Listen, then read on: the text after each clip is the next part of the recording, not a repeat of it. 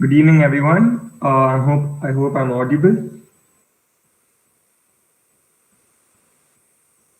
Yes. Yes, Nihal. Yes. Thank you. Good evening, everyone. Thank you for joining us today for the suicide prevention webinar. It's great to have all of you here. I would like to welcome Ms. Ashwini Envy, the founder director of Mukta Foundation. Welcome, ma'am. Thank you Without so much. further, I just wanted to tell all our participants who are watching this on the YouTube live, um, it's always best if you sit, if you if you get triggered easily or by the topics that we're going to speak today, it's best that you sit with a friend or a family member. And also, all your questions will be answered in the last 10 minutes of this webinar. Please feel free to put down all your questions in the chat box in the live stream. Everything will be answered here.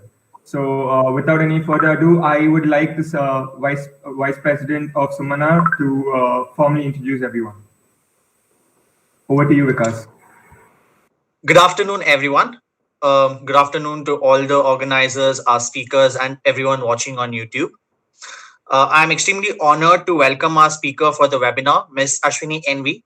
She is the founder and director of Mukta Foundation, an initiative to prevent abuse and promote mental health.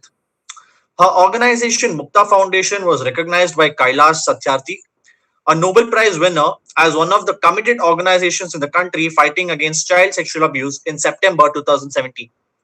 She is a gold medalist in her postgraduate studies. She is an NET qualified educator of psychology. Her doctoral work is pertaining to motives behind women choosing to burn themselves and their intrapsychic conflicts post surviving. She is a consultant to several non governmental organizations working in the area of prevention of abuse and promotion of mental health. She has conducted hundreds of workshops on issue of psychological relevance, especially on prevention of abuse, counseling, and psychotherapy and capacity building programs for teachers, parents, social workers, and organizations. She was recognized as one of the 100 leaders under 30 and as a leader of tomorrow from across the globe for her idea titled Focus Formula to Faster Mental Health in Low and Middle Income Countries at St. Gallen Symposium, Switzerland in May 2015. Thank you very much for being part of our webinar, ma'am. I'm sure this session will be really exciting and we'll get to learn a lot. Um, Thank you again for being part of this. And up over to you, ma'am. So thank you so much, Vikas, for connecting me with this particular forum on such a important day. This being the day we observe, the World Day of Suicide Prevention, and I'm extremely thankful that students have taken the initiative to organize this particular the session. So just let me know. Are you all able to see the slides? Yes, ma'am. Nice. Yeah. Okay. Great. Then. So, and is my voice audible? Okay. Yes. Okay. So, thank you so much, Nihal and Vikas, for introducing me to all the listeners and participants of this particular webinar. So, I'm going to focus today on multiple topics pertaining to prevention of suicide. Now, at Mukta Foundation, something that we have constantly done is looking at prevention of suicide, especially where abuse is concerned. But today, I'm not going to exclusively focus on abuse and suicide, that interface, but instead, I'm going to introduce to all of you certain frameworks of thinking. And then maybe these ideas are going to help to improve our own mental wellness and also to be in a position to support somebody else who might be having suicidal ideation. So I'm going to introduce to all of you certain concepts, frameworks, certain ideas that I really hope are practical for you to use it if at all, God forbid, that we have a scenario where you need to put this to practice. But looking at all the statistics, with respect to the suicide, there might be a necessity. And when there is a necessity, it's always better to take to have these concepts and tools known to you so that you know how to use it and how not to use it. Yeah. So let me begin by first talking to you all about these three concepts. Look at the slide. I have these three words put: prevention, intervention, and postvention. So now, whenever an individual is facing suicidal ideations, there are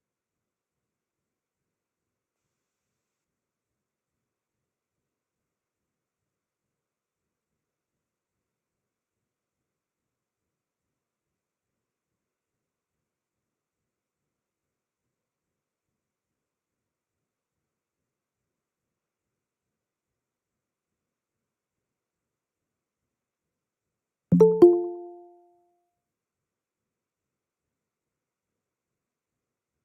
that as you might predict, it is being able to stop suicide way before it occurs.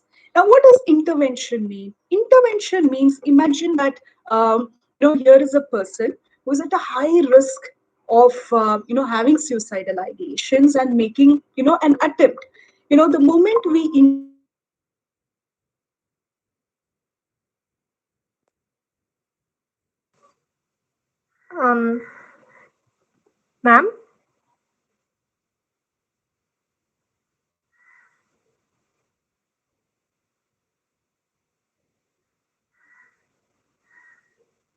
Ma'am, if we are audible, I think you might have to repeat from prevention intervention because I think your voice is breaking a bit.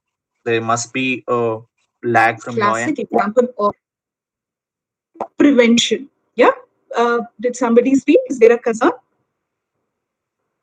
All right. Ma'am, I think So you might have to repeat from intervention. There was a lag from your end. Sorry. effort. Yes, yes.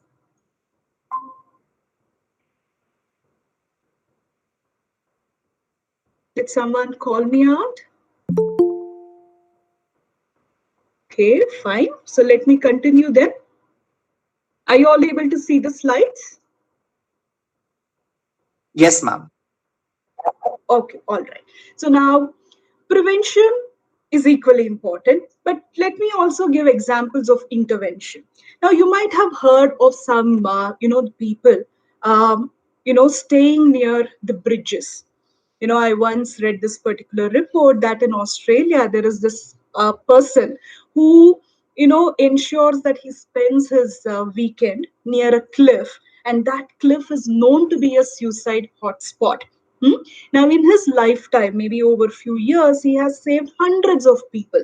Now, this is not an example of a preventive, the measure. Instead, this is an intervention. Why? Because that particular place being a suicide hotspot, there are people coming there with plans to attempt suicide, and here is a man who's engaging in a conversation with these individuals with high suicide risk, and he's able to prevent the attempt. So you see, an intervention means here is a person who's contemplating the suicide or is attempting suicide, and then when we intervene and stop that from happening, now this is an example of intervention.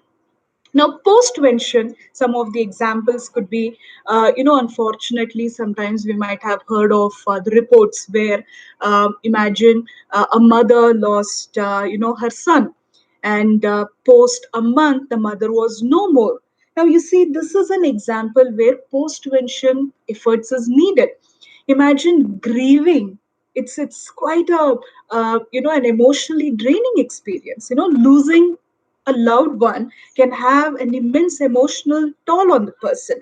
Postvention means here is a person who's no more, died by suicide, and then when we support the dear ones, that's an example of a postvention effort. So now what I'm encouraging all the participants in this particular webinar is to, whenever we are looking at being able to address suicidal deaths, we need to be looking at our efforts across all these three levels: prevention, intervention, as well as postvention. Would that be okay?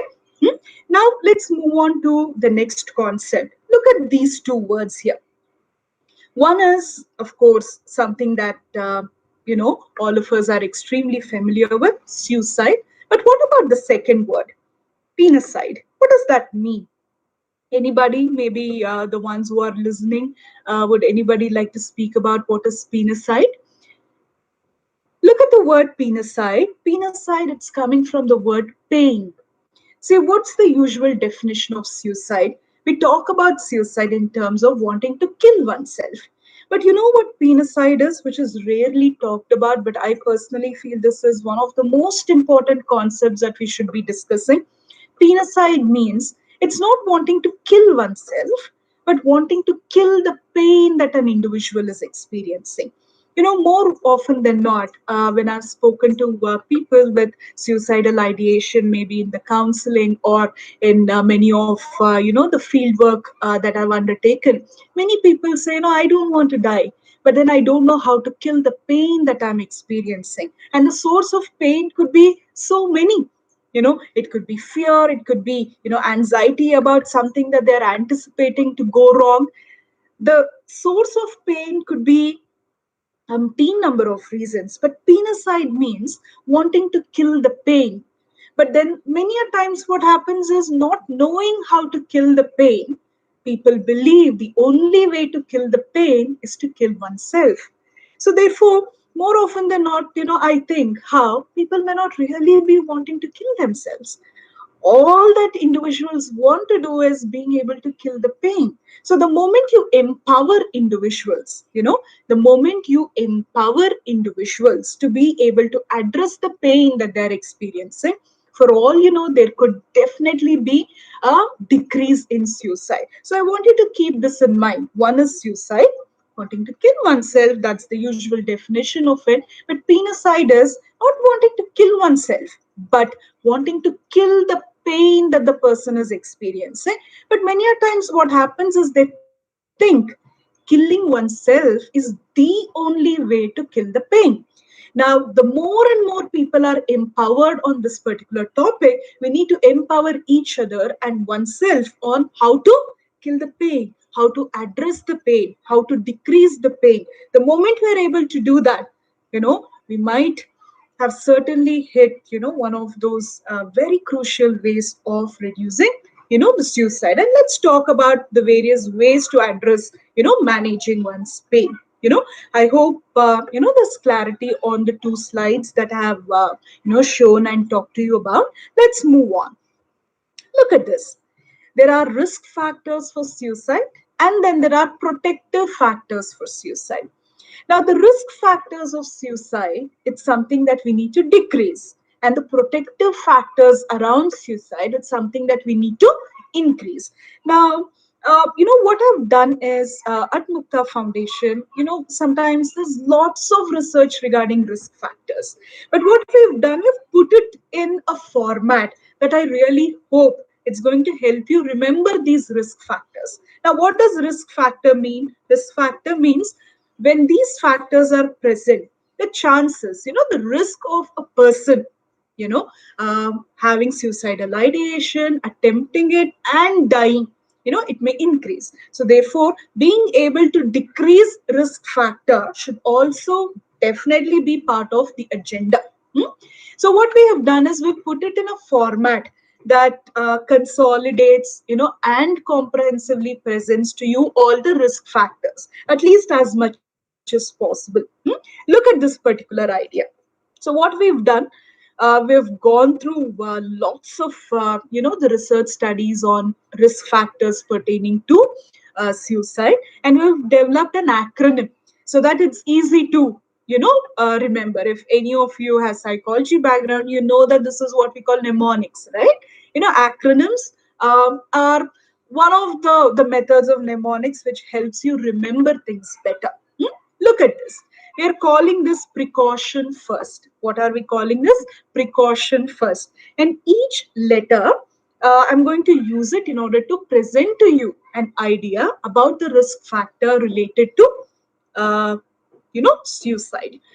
Now, the first risk factor is this: previous suicide attempts. Many a times people believe, and it's a myth, that once a person tried, to attempt suicide, and at the same time, everyone, have you noticed something? I'm not using the word commit suicide. you know usually that's one of the words that we use, prior to suicide, right? That an individual committed suicide. So instead, I'm using the word a person attempted suicide or died by suicide. See, one of the reasons is it is a very it's not just a matter of words, but words do communicate ideas behind our beliefs, right? Usually you think about it, where do we use the word committed? We usually talk about committing crime. We use the word commit to speak about committing blunder, committing, a sin, committing a crime. So therefore, when suicide could be because of mental illness and it's not a crime, then why use the word committing in front of suicide? So therefore, let's take an oath, let's pledge that we will not use the word committing suicide or committed suicide. Instead, all that we could say is, I have attempted suicide, or somebody attempted suicide, or if the person is no more, you know, because they completed suicide, then we can certainly say the person died by suicide. It might seem like a simple change of words, but it's important, especially suicide, mental illness, where stigma is so bound, right? It's important that we also change the way we speak about these, the topics, and that would certainly have an impact. Yeah. So therefore, the word is attempting suicide, died by suicide, and not committing suicide. Okay. So therefore, look at the first, the risk factor here: previous suicide attempts. Many times people believe that an individual attempted suicide once and somebody saved them, maybe somebody rescued them, and then the suicide risk is no more. The person has now changed the mind. Maybe it can happen, but then research indicates sometimes the previous suicide attempts of a person in itself becomes the risk factor. That means if we know that here is a person with a history of the previous suicide attempts, then let's check on them from time to time, and that becomes extremely important. So imagine during COVID season, there were instances where people who already had the history of previous suicide attempts, and when they were socially, they felt socially isolated, then sometimes they attempted it once again.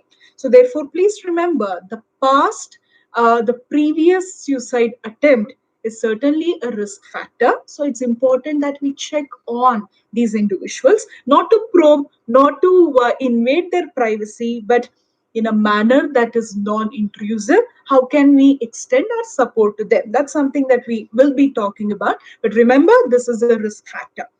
Look at the second one. The second risk factor, precaution first is the acronym. I'm taking it letter by letter. The second risk factor is the recent death, the loss of a loved one. That in itself is a risk factor. You remember the first slide that I showed you had the word postvention, isn't it? Postvention, what does that mean? Postvention means here is a loved one who's no more and has died because of suicide. The people who love, this individual, they're also at the risk. But this recent death, loss of loved one could be, not just losing a person to suicide, but it could be loss of any kind. Yeah. And I would even go on to say how, even though I've said here recent death, loss of loved one, sometimes any loss at times can prove to be a risk factor. For several people, when there is a loss of one's own freedom, when there is the loss of an opportunity, when there is loss of something that they prized, that in itself can prove to be a risk factor, which we need to be very careful about. Look at the third one. E stands for exposure to sensationalized accounts of suicide. And I'm sure as we are talking about it, you can recollect, several examples of how not just media, people in general, the way we sensationalize accounts of suicide, that in itself can prove to be a risk factor. I want those of you who are listening to read up on this particular concept called Werther effect. Yeah, I'm going to spell it Werther. Werther. Werther effect. Now, Werther effect, I mean, it's a concept where they're speaking about how the way a suicide account is sensationalized, that in itself can prove to be a risk factor for increase in suicides in a particular locality. Are you all listening to me? So, what am I saying? Werther effect is an idea that there will be a spike. Spike means an increase in suicidal deaths. When there is sensationalization of somebody's, the suicidal attempt or death, and especially when this particular person is quite influential, then higher are the chances that that's going to have an impact, at least on those who are already vulnerable. So, therefore, E stands for exposure to sensationalized accounts of suicide, and that in itself can prove to be a risk factor. And all the listeners, I would certainly want you to read up on this particular idea called what? Werther effect. Are you all with me? So we have three risk factors that we have spoken about. Now, the fourth idea is C. C stands for cultural sanction for suicide. Now, I'm sure you might have, heard of Japanese samurais. Have you heard of this particular, the concept of harakiri? you know, Wherein here is a warrior. When this warrior knows that he or she could be harmed or could be killed by somebody else, the person attempts suicide and dies by suicide. So here is an example where a culture, I'm not saying promotes suicide, but there are these ideas that are, goes with honor. You see harakiri in Japan. Now, when we think about this concept, you see an idea that, there's a cultural sanction for suicide. So, therefore, whenever a culture is talking about suicide and there is a connection with respect to honor, that in itself can prove to be a risk factor. Or for that matter, in the Indian context, the movie Padmavat also spoke about Jauhar, right? So therefore that is also, we're looking at this particular idea. Many people would say, we cannot call it suicide. That's another debate. But the fact that here is a person who is killing oneself by an act, maybe it's mandated, or for all it's a choice to act upon what a particular, the group says, that in itself can become a risk factor. you know so that's cultural sanction for suicide. Now look at the fifth idea. The fifth idea is access to lethal means. Now what does this mean? Access to lethal the means, sometimes when a person is thinking of attempting suicide and there is something that's available, now, that in itself can prove to be a risk factor. Whenever in US or in any country, people are talking about banning, the pistols or, the guns. Of course, there are the reasons why these discussions are happening, but there is also an idea about access to lethal means and how that in itself can contribute as a risk factor for suicide. Now, I think Vikas was talking to you about how my ongoing doctoral work, which I'm pursuing for quite some time now, it's on women who burn themselves. Sometimes not just for my doctoral work, but also when in general in the field work when I have met women who've burnt themselves. Sometimes they've told me how ma'am, in that moment, if I had not found kerosene, I know I would not have killed myself. You see, something happened. In most of the cases, domestic violence, there is intense pain, and I've already talked to you about penicide. Now think about it. Here are examples. I'm not saying in all the cases different people, different risk factors might have played a role, but imagine an example where a lady says, if that day when my husband hit me or accused me of something that was not true, I felt like killing myself. But when I went to the kitchen and had I not found, um, the kerosene, I would not have killed myself. Imagine A dialogue such as this is reflective of how our decision sometimes is dependent on access to the lethal means. Hmm? So therefore, that is a risk factor, and I want you to think about this. Now, the reason as to why I'm actually elaborating on risk factors quite a lot. Hmm? I'm not going to talk about myths because these are, ideas by now you should be familiar with. But it's important that we are also aware of myths. But I'm saving time to talk about risk factors in detail. Why? Because I'm sure as you're listening to these risk factors, you might have noticed one thing, which is some of these risk factors seem fixed. Are you all listening to me? Some of these risk factors seem to be fixed, whereas some of the risk factors are dynamic. What does that mean? We can change it. Hmm? Imagine previous suicide attempt. Can you erase what has happened? You can't erase what has happened. It is fixed. Whereas when it comes to access to lethal means, is that fixed? No, you can change it. So therefore, I want you to think. There are several people who believe you can't change a thing about suicide. If it is meant to happen, it will happen. Now that's a myth.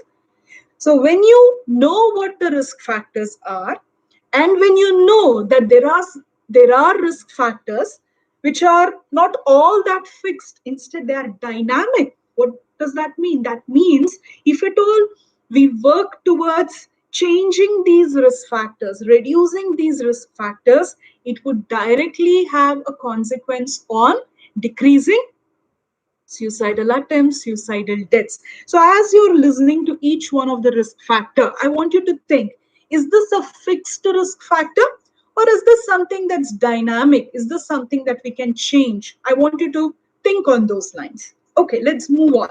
Precaution first. After A is the idea which starts from you. Underrepresented, the communities, underrepresented individuals.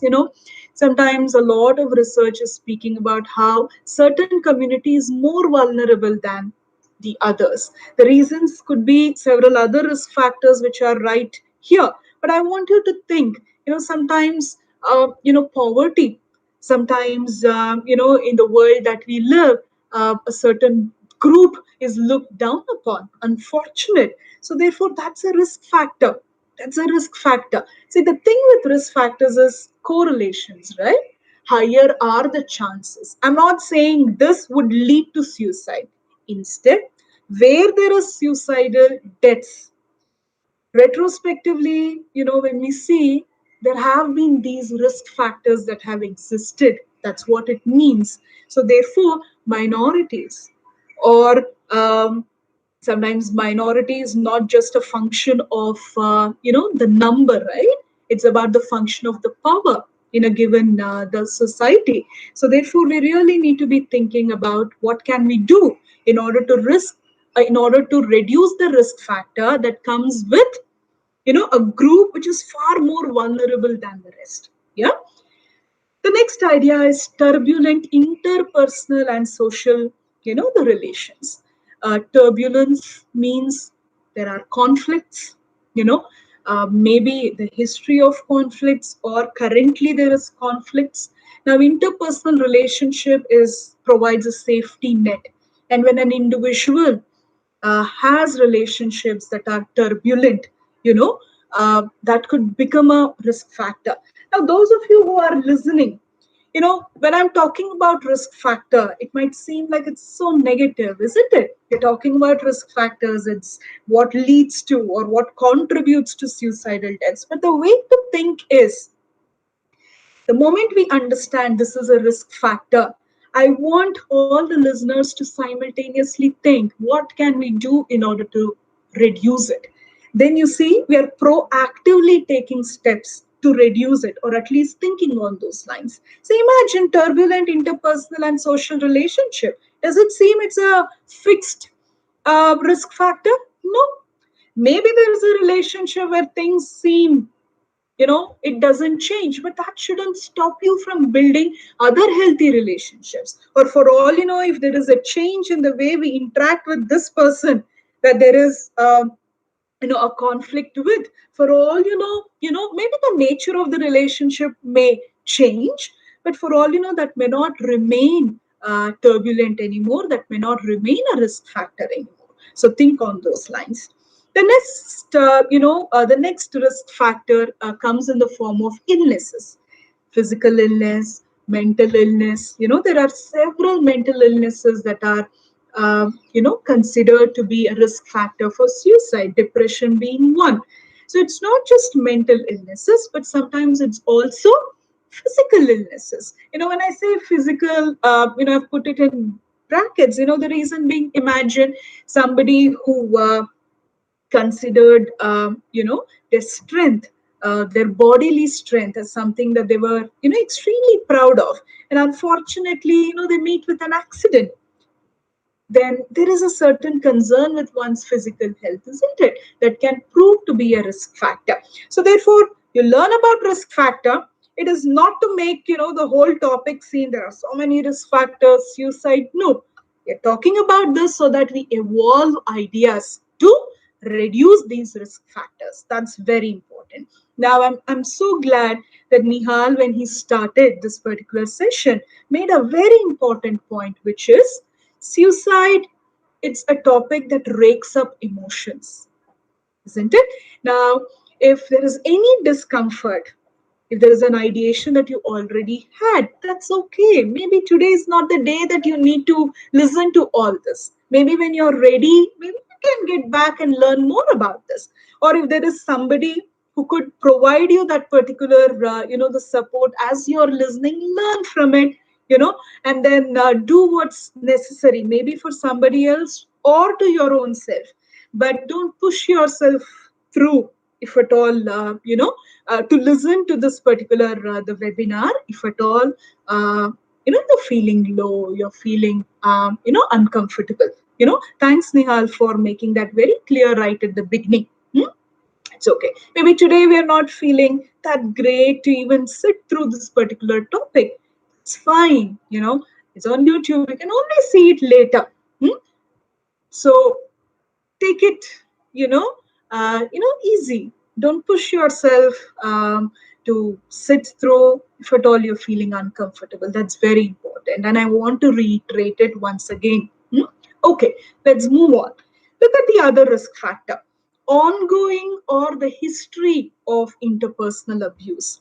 Now, this is also something that my foundation, Mukta Foundation, focuses on, which is the interrelationship between abuse and mental, the health. It's almost like a negative the correlation. See, I'm not saying mental illnesses lead to abuse, not at all. But many a times where there is violence, the repercussions sometimes very, very severe on the mental health.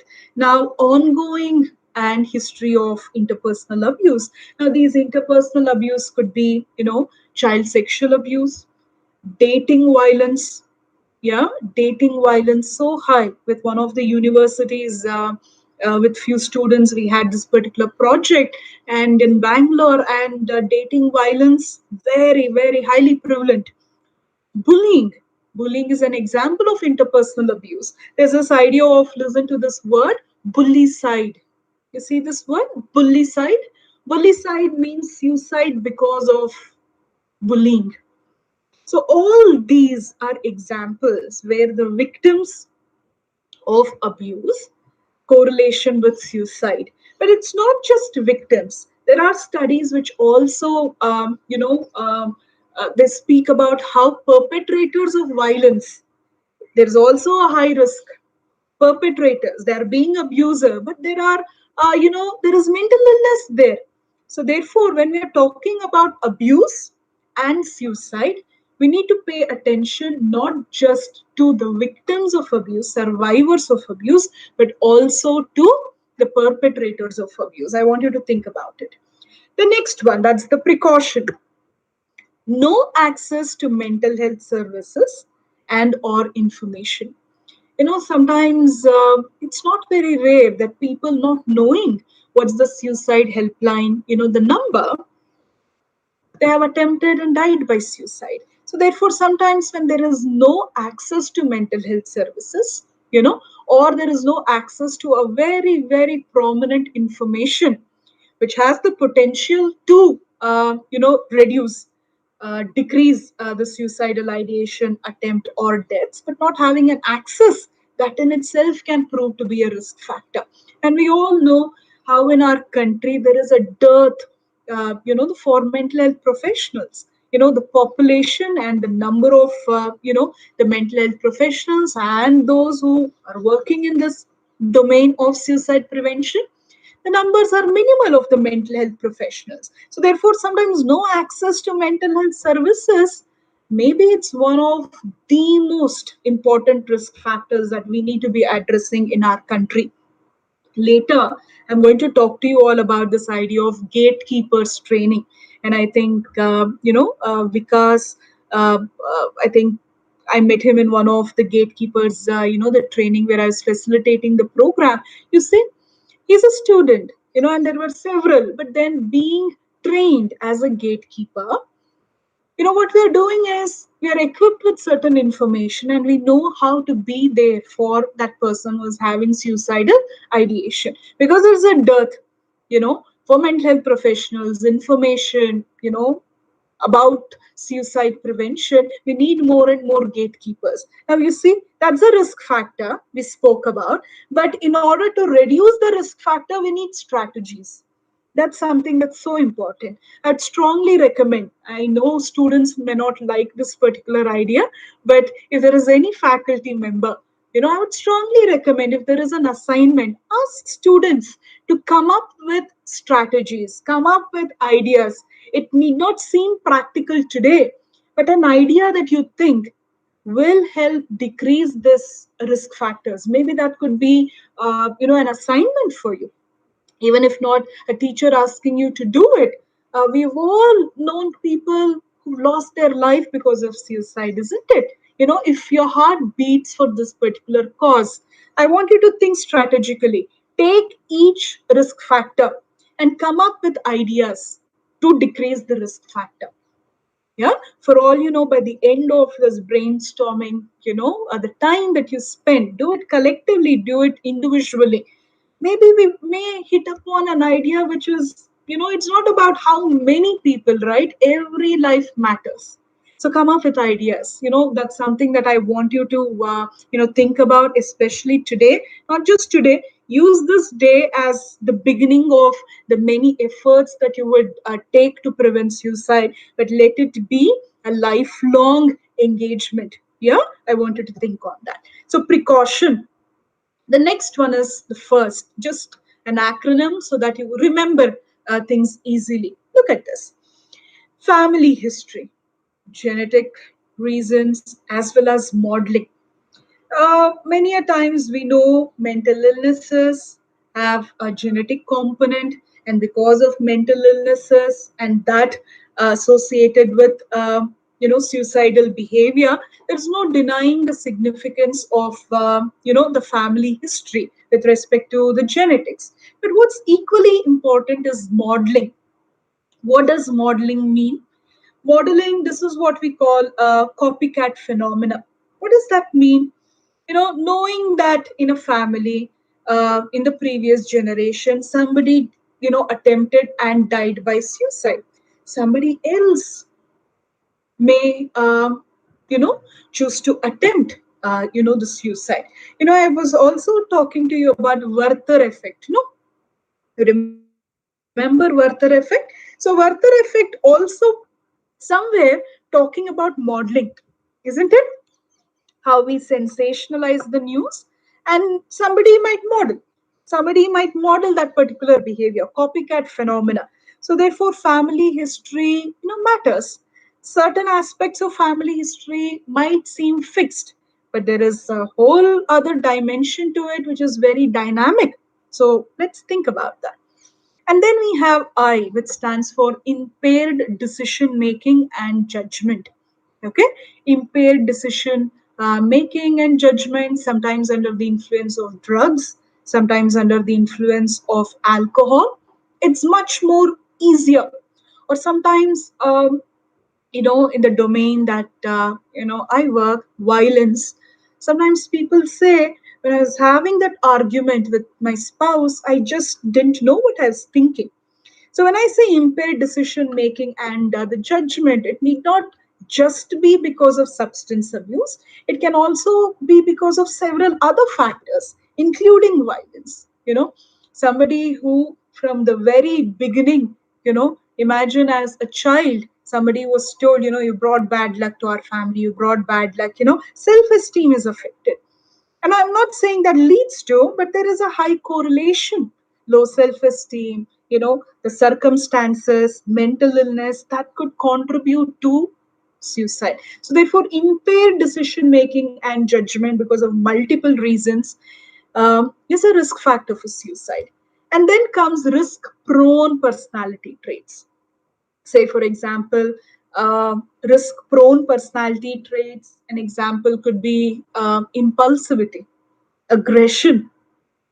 All these are personality, the traits that make the person take certain, the steps.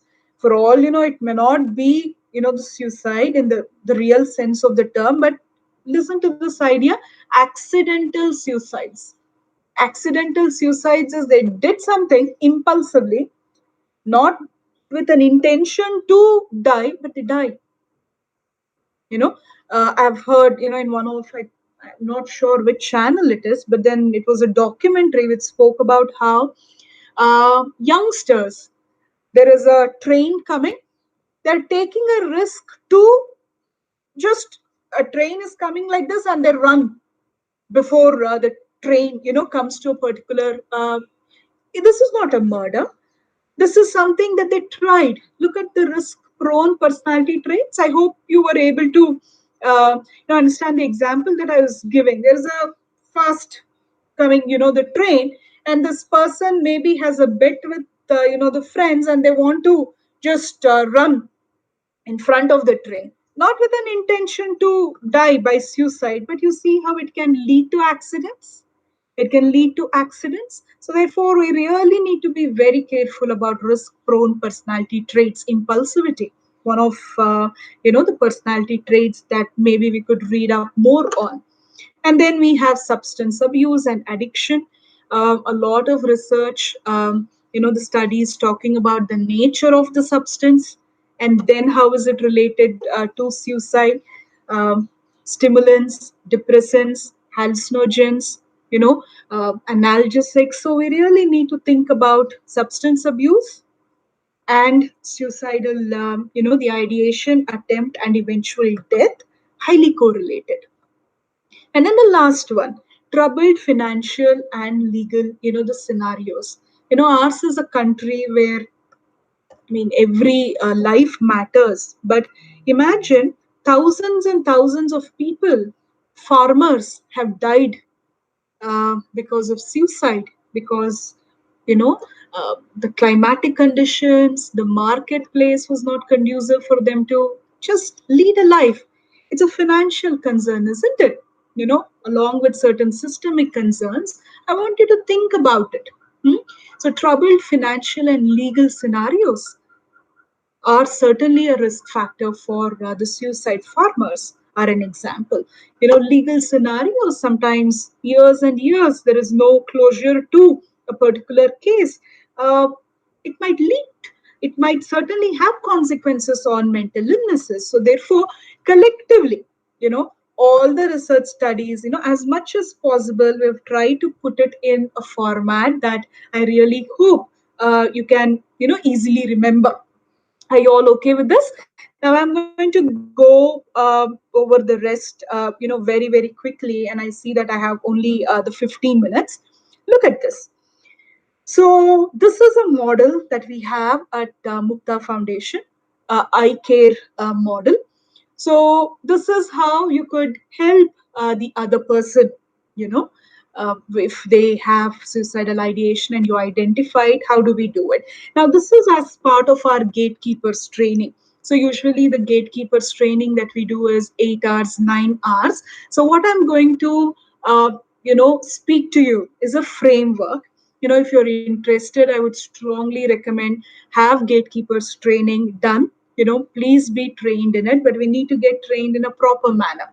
There are several programs, several organizations have it. Anyone is, anything is good, but please try and be a gatekeeper. I'll talk to you about it. But look at the model that we use. Identify, I care, connect, acknowledge, refer, and engage. What do I mean by identify? Quickly.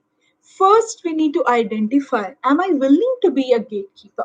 See, I'm not a great, even though it does a great deal of the good when mass gatekeepers training happens, every college student be a gatekeeper, which is okay. But we really need to assess the emotional, the preparedness, consent of a person training to be a gatekeeper. So therefore, I stands for first, identify within yourself, are you willing to be a gatekeeper?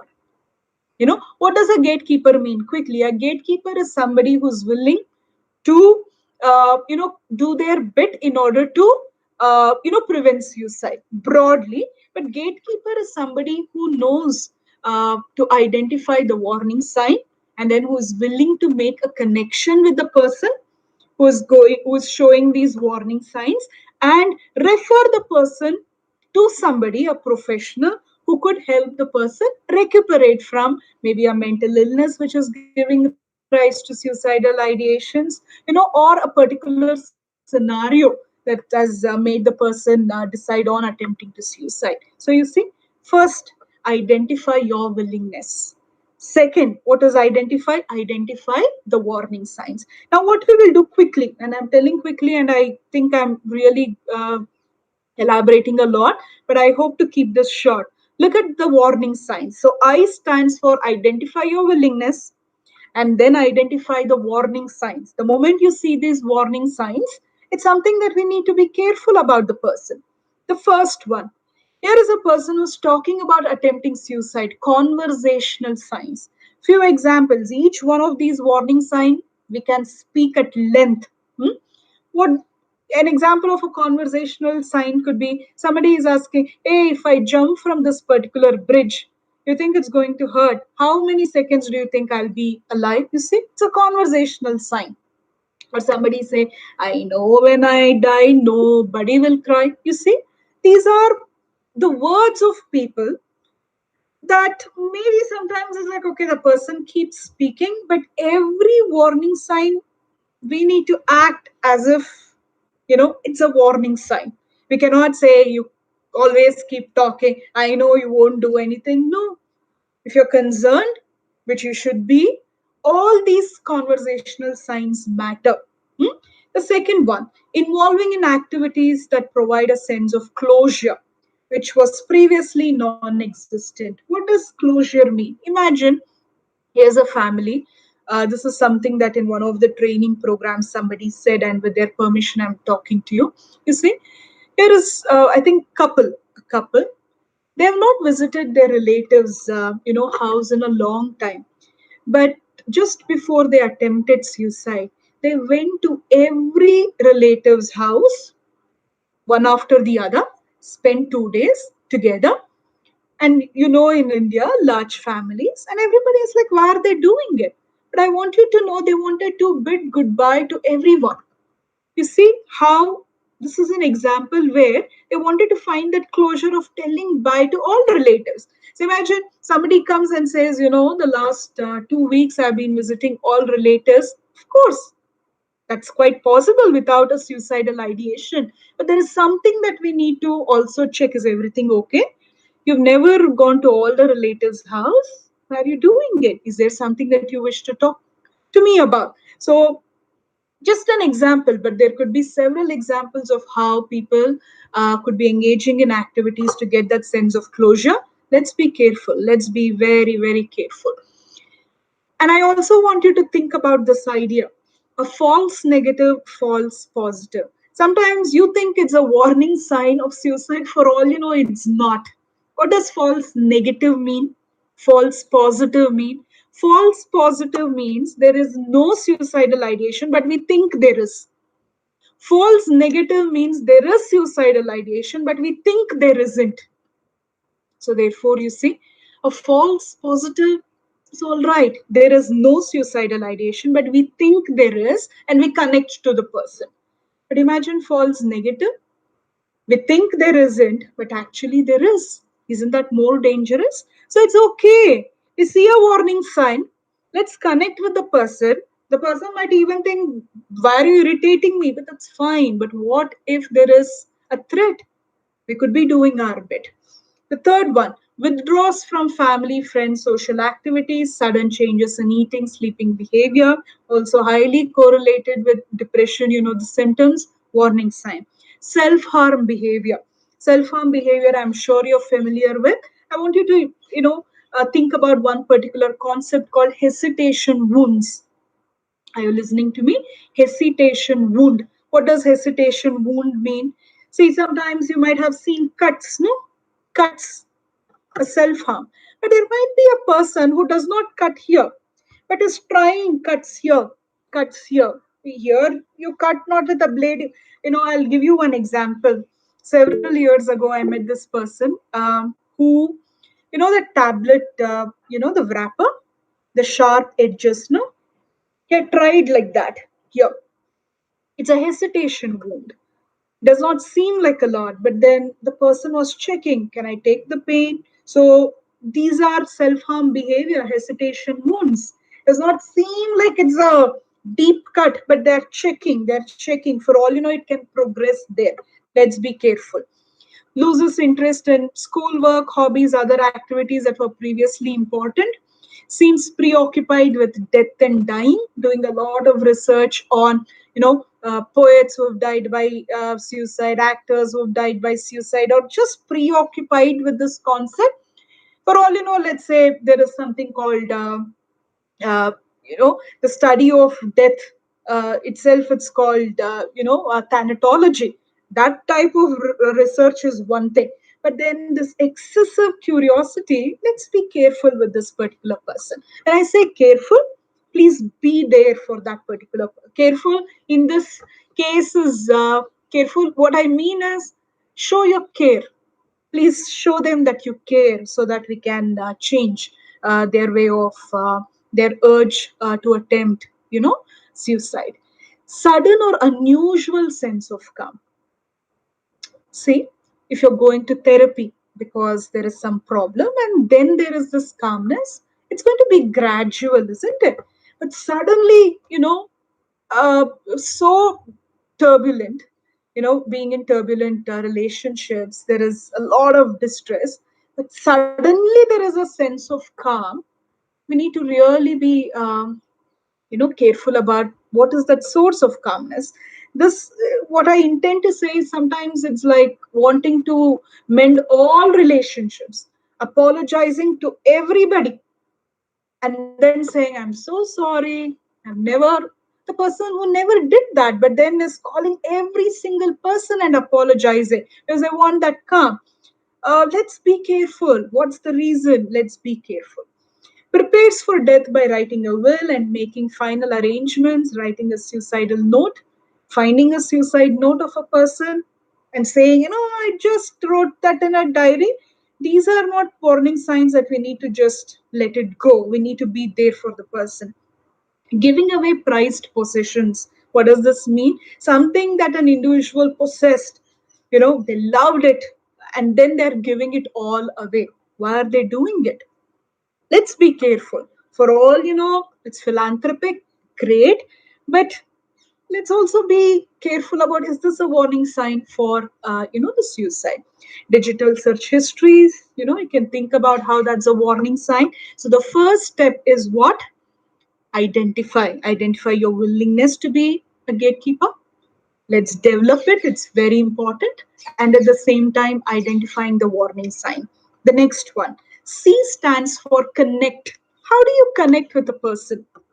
I would say it's best, if at all, here is a friend of yours who is showing these warning signs. You can't just go and say, hey, I think you're thinking about suicide, talk to me. So that person would say, go, what makes you?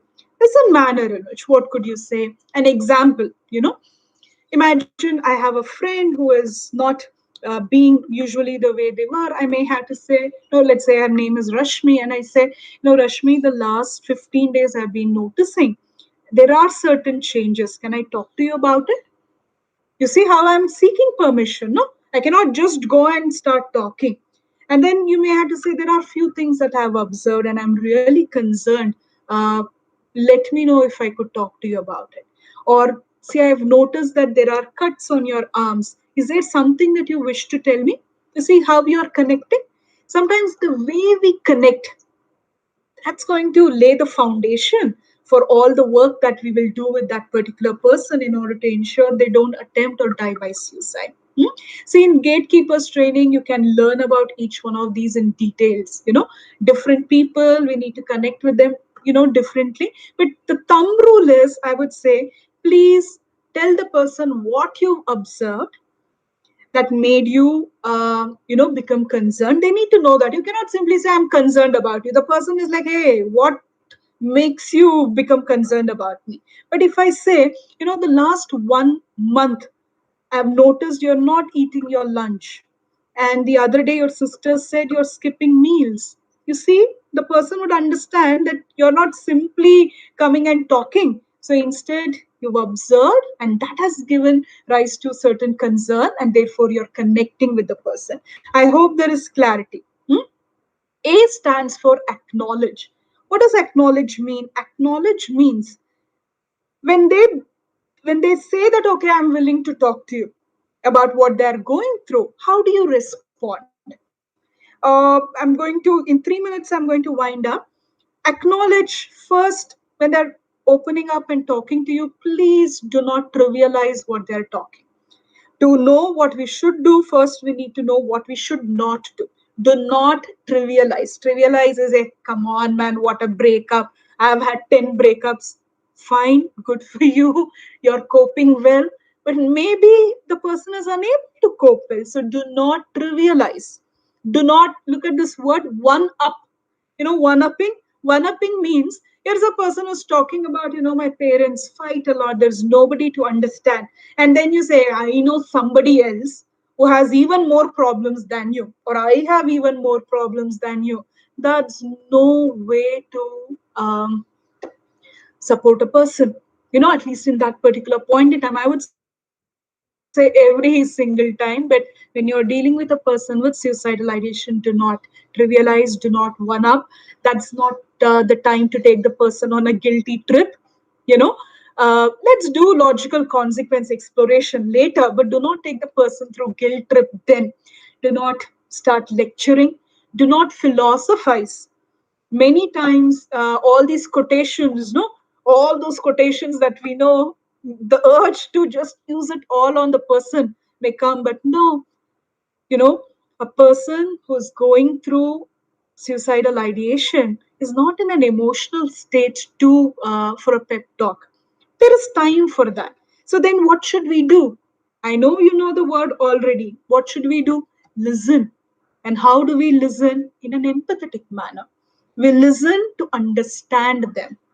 We don't listen so that we can reply, and then make them convince. That's fine. When life seems terrible, that's their reality, right? We live in our heads. So therefore, listen. And when we are listening, let's listen to understand them. Not listen so that I can give a reply and make the person believe that no, suicide. That's the end in view. But when you are listening, listen wholeheartedly. And there is lots of skills, therapeutic listening that I call therapeutic interaction. There are skills in gatekeepers training you can learn. See, all these are long drawn, the processes. But at least in a gist, I hope you're, able to understand what we need to do, what we cannot do. Hmm? Refer. What does that mean? Not all of us are mental health professionals. I'm a friend. I am a spouse to some. You know, it could be a relative of mine. So when I am trying to speak to the person, I know that I am not the professional. Instead, after I've established that connection with the person and the person is like, okay, fine, I need help, we need to refer them to professionals. So I would say I don't know, maybe many of you are from Bangalore or whoever you are, wherever you are. Let's collect resources, have numbers with you for suicide helplines. See, these numbers change. So you need to keep checking every single time, is that number still working? Sometimes there could be a suicide helpline, lack of funds. You thought that suicide helpline is existing. It's not. No funds, they shut it. And then you've given this particular suicide helpline to this person saying you call when you feel the urge to talk. No, check before you give. Check, check, check. So when you're referring a person who's already vulnerable and then you're sharing a number that's not working, there couldn't be a greater tragedy than that. So therefore, wherever you are, look at the regional resources that you know works. Psychiatrist's number, psychologist's number, medical professionals number, hospitals number, suicide helplines number. Make spend today, dedicate 2 hours today, all available online. Spend time, 2 hours. It's a solid resource. Or if all of you are studying in a college, you say, I'm going to figure out resources in Karnataka, you figure out resources in UP, you figure out resources in Andhra. Then maybe 28 of you, 30 of you together compile it, start circulating. You see what a valuable resource it can be. Refer refer to professionals. E stands for, see, sometimes when we refer people to professionals, the person with whom we connected should not feel we washed our hands off. Are you all listening to me? That can happen, right? The moment you say, you know what, you speak to this counselor number, the person with suicidal ideations or history of attempts should not think you just said, I can't help any further. You just gave the number and that's it. No, instead, you follow up. Follow up, I'm using the word engage. You referred them, but even after referring them, please check if the contact that you have given was helpful. That's very important. See, a gatekeeper is not somebody who refers and then is done. Referring cannot be the last step. After you've given the referral, you need to please engage with them even afterwards, of course, in a non-intrusive manner. You tell the person, say, I've given you this particular psychologist number. No, is it okay if I check with you how the session went? What's wrong? So therefore, please engage. So this is the I care model. I don't know if there is time for questions, but what we've spoken in a gist, I've talked to you about um, the three levels of work that should happen. I've talked to you about the difference between suicide and penicide. I've talked to you about the need for reducing risk factors. Remember the precaution first model. And then I have also talked to you about I care model. So with this, I'm going to stop. And if there is time, we could take questions. Yeah. Yes, ma'am. What we'll do is we have a lot of questions, but Okay. to save time, there are a few which have repeated. I'll club them and I'll ask the questions, and even the answers can be very brief and short. Right? Sure. Okay. First question that multiple people have asked is what is the truth behind the statement people who threaten suicide frequently are just seeking attention, and people who say they'll commit suicide are just saying it and they probably won't do it? And how Sure. harmful is it to just throw around words like I'll die and I want to die now? Sure.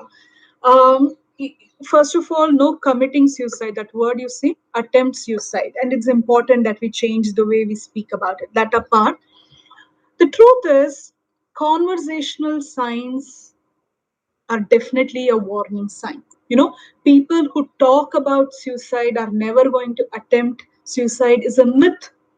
For all you know, 9 times when they talked about dying of suicide, they didn't attempt, but the 10th time it can prove to be, the reality. So therefore, every time that a person makes a statement, maybe they don't want to attempt suicide, but every time they say, I wish I die, isn't there a deep rooted message that they are communicating about the emotional distress that they are in? So it may not always be suicide. Somebody might say, I just want this life to end. For all you know, it's a suicidal warning sign. But for all you know, they're just telling it, but there could be emotional distress. May or may not lead to suicide. But either which way, we see distress, right? There is a need to listen. But people believing that those who talk about suicide will not attempt suicide, it's a bold lettered myth. It's a myth. Yes. Thank you, ma'am. The next question is that does showing concern cause someone to act? And when we try and talk to someone, is there chances that we might trigger them to take action? And No. the final point they want to ask is if someone is determined to attempt suicide and they call up a helpline, would they be in a state to take advice and calm down? See, the two parts to the question. No, see, the first one is speaking about or checking with the other person. Are you in distress? Do you want any help? That's not going to give the person any idea. No, so therefore it's a myth to believe that the more concern we show to people, they're going to act upon their ideation. See, I think love, compassion, concern has not killed people. If anything, loneliness, believing that there is nobody to care, nobody to acknowledge emotions, have might have contributed to more deaths. So, are you all listening to me? What am I saying?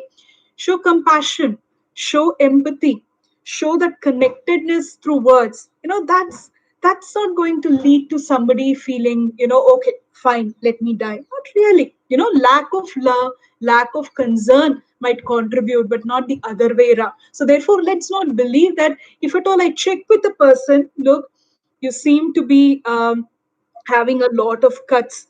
Uh, is there something that I should be concerned about? That's not going to encourage them to cut more and more.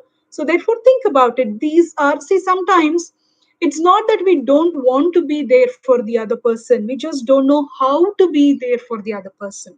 Are you all listening to what I just said? It's not that we don't want to be there for the other person. Instead, we don't know how to be. And when we don't know how to be, sometimes we come up with these rationalizations. So therefore, let's express our concern. Let's express our concern. The other one is about the suicidal, the helplines. See now, the fact that they took the number, the fact that they have called the number, that in itself is indicative of what that they want to speak about it. No, so you see the fact that the person called the suicidal helpline, that in itself is an indication. Or imagine the person called a friend. That in itself is an indication that they have the willingness to talk it out. And maybe when the other person listens in a manner that I just talked to you very briefly, in a manner that is not trivializing, in a manner that's acknowledging of the other person's experience, the chances of reducing the suicidal ideation, the chances of reducing suicidal attempts and eventually deaths is high. Yeah, so talk, share numbers, train to be a gatekeeper. These are practical ideas to prevent and intervene where there is suicidal, the danger. Ma'am, the next question is in today's movies and web series, there are a lot of instances where they show a person attempting suicide and they show it in a way which is the only option for that particular character. So people are asking if that promotes a culture of suicide in youngsters who are consuming such content. Yeah. See, what I feel is, death of any nature, it's part of one's life. I'm not a big believer in saying that those content in itself should be banned. Uh, Instead, the trigger warnings are needed. Trigger warnings are needed. Disclaimers are needed. You know, and a lot of psychoeducation is needed generally to treat art the way it is. So imagine the cinema or something is not the life in itself, right? So, therefore, generally, there should be a lot of psychoeducation on how it's an artistic depiction. You need not take that so seriously to an extent you believe that what they're saying should be the outcome with every person. That's what I talk to you about the Werther effect. Werther effect. So what I would suggest is trigger warnings. Trigger warnings. Whenever there is a depiction such as that, a trigger warning may be along with the contact details of suicide helplines. You see how we're balancing things. I wanted to read up on. I think the guidelines. There are so many guidelines on how media should report you know suicidal the cases, what should be the font size, and then we see the gory details that gets depicted on media, and you wonder, have people even gone through these the guidelines? So therefore what I would suggest is trigger warnings, disclaimers, and the manner in which we speak about it without glorifying. And also wherever there is a depiction, suicide helplines, trigger warnings would go a long way. Yeah, and accompanied by life skills, psychoeducation, for not just youngsters, to everyone that's needed to effectively handle the issue.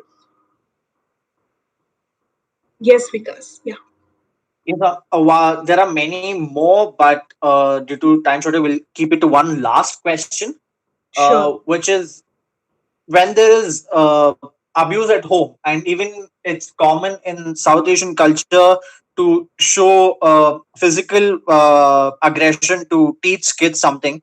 In such situation, how do we make sure that lethal items are removed from home, and how do we help such people without getting involved in the family matters? Okay. See, now there are various dimensions that we need to consider to answer this particular the question. But in summary, what I could say is, life skills are an absolute must for parents, and knowing that corporal punishment is a criminal offense in the country, so therefore, you see this, I would say it's a combination of few things. One, legal literacy is needed. I've met people where domestic violence, women saying, really, my husband hitting me, it's a crime in our country. They don't know. And when you don't know, it's your right not to be hit. Why would one even think of standing up for their rights? So legal literacy is needed. Legal literacy is absolutely needed. I've seen come across youngsters not knowing ragging is banned, not knowing cyber crimes, cyberbullying, it's a criminal offense, not knowing. So legal literacy on one hand, and at the same time psychological literacy, meaning how does a person know how to manage one's own aggression. Cyberbullying leading to the suicides, and this was a question about how domestic violence, parental violence on children, leading to the suicide. All that I'm trying to say is, on one hand, we need life skills, not for everyone. Life skills, we need to build those life skills. Psychological literacy, that must increase, and at the same time legal literacy is equally important. And then maybe that in itself is going to reduce the risk factors, and make contribution to promoting protective factors. See, this is in a summary, what we could. But if we could take up each and every form of interpersonal violence, then there is a need for us to dialogue on the finer nuances of the strategies to to prevent abuse there, and the associated mental illnesses, suicide in that context. But in summary, legal literacy, emotional literacy, life skills, psychological literacy, an absolute must. Yes, Vikas. Thank you, ma'am. Nihal, over to you. Thank you, ma'am. It was great having you today. Now, I would like to propose the vote of thanks. So, firstly, I would like to thank the psychology department for giving us this opportunity to have this webinar. And from every member of the psychology department, I thank you, ma'am, so much for agreeing to do this with us and enlightening us on such an important topic. And I think we've learned so much today, and It's always going to remain with us, and I hope we share this also with everyone. And most importantly, I would like to thank the participants who have joined us today. I hope all of you enjoyed the webinar as much as we did. And I also would like to thank the principal of St. Joseph's College Autonomous who gave us this opportunity to do this webinar. Once again, I thank everyone for joining us today. Hope you have a good evening. Now we will be having our panel discussion. Over to the moderator for the panel discussion, Vineet. Thank you so much, guys. All the very best. Thank you. Thank you, ma'am.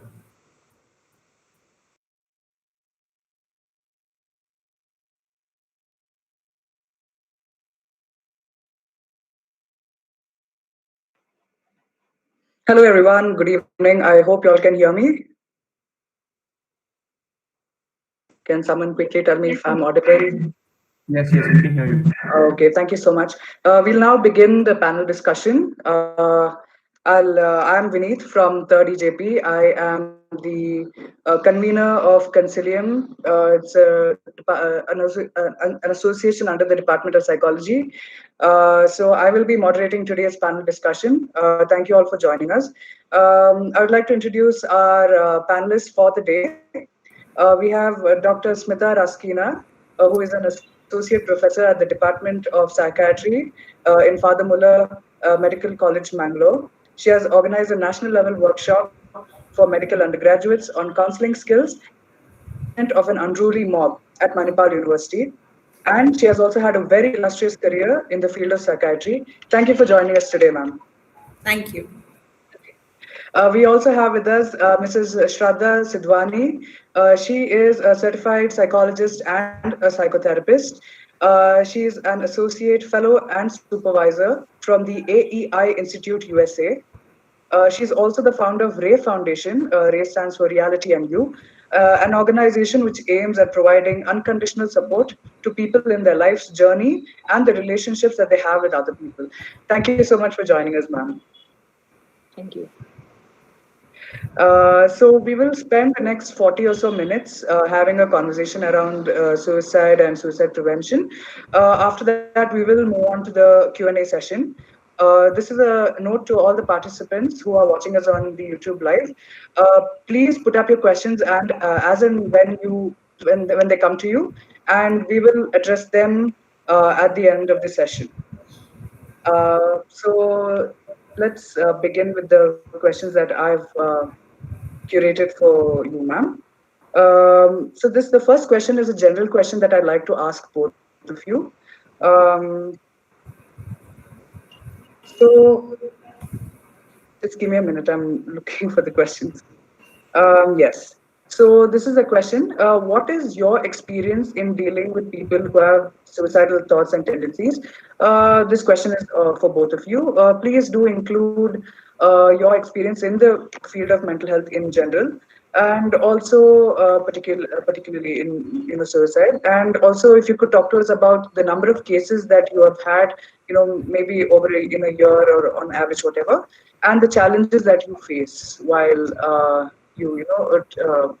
over these cases. I start with Mrs. Shraddha. Would you like to go first? Yeah. So, of course, the number of cases in terms of talking about number of cases, I don't think I've done any research as such to give you a definite value. But on an average, I would say around 25 to 30, because I have a private clinic. And so I see individual patients who are referred from psychiatrists. So around 25 to 30 people a month who do have extreme depressive symptoms and complain of suicidal ideation.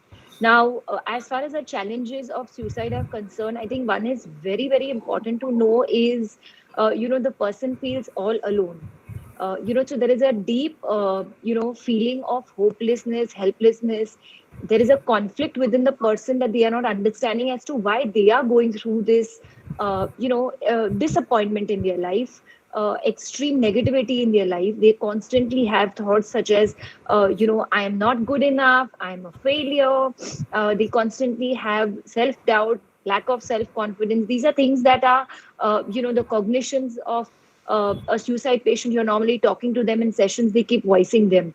And the conflict here is that, A, they are not accepting that something like that could happen to them, and their mind is not in their control.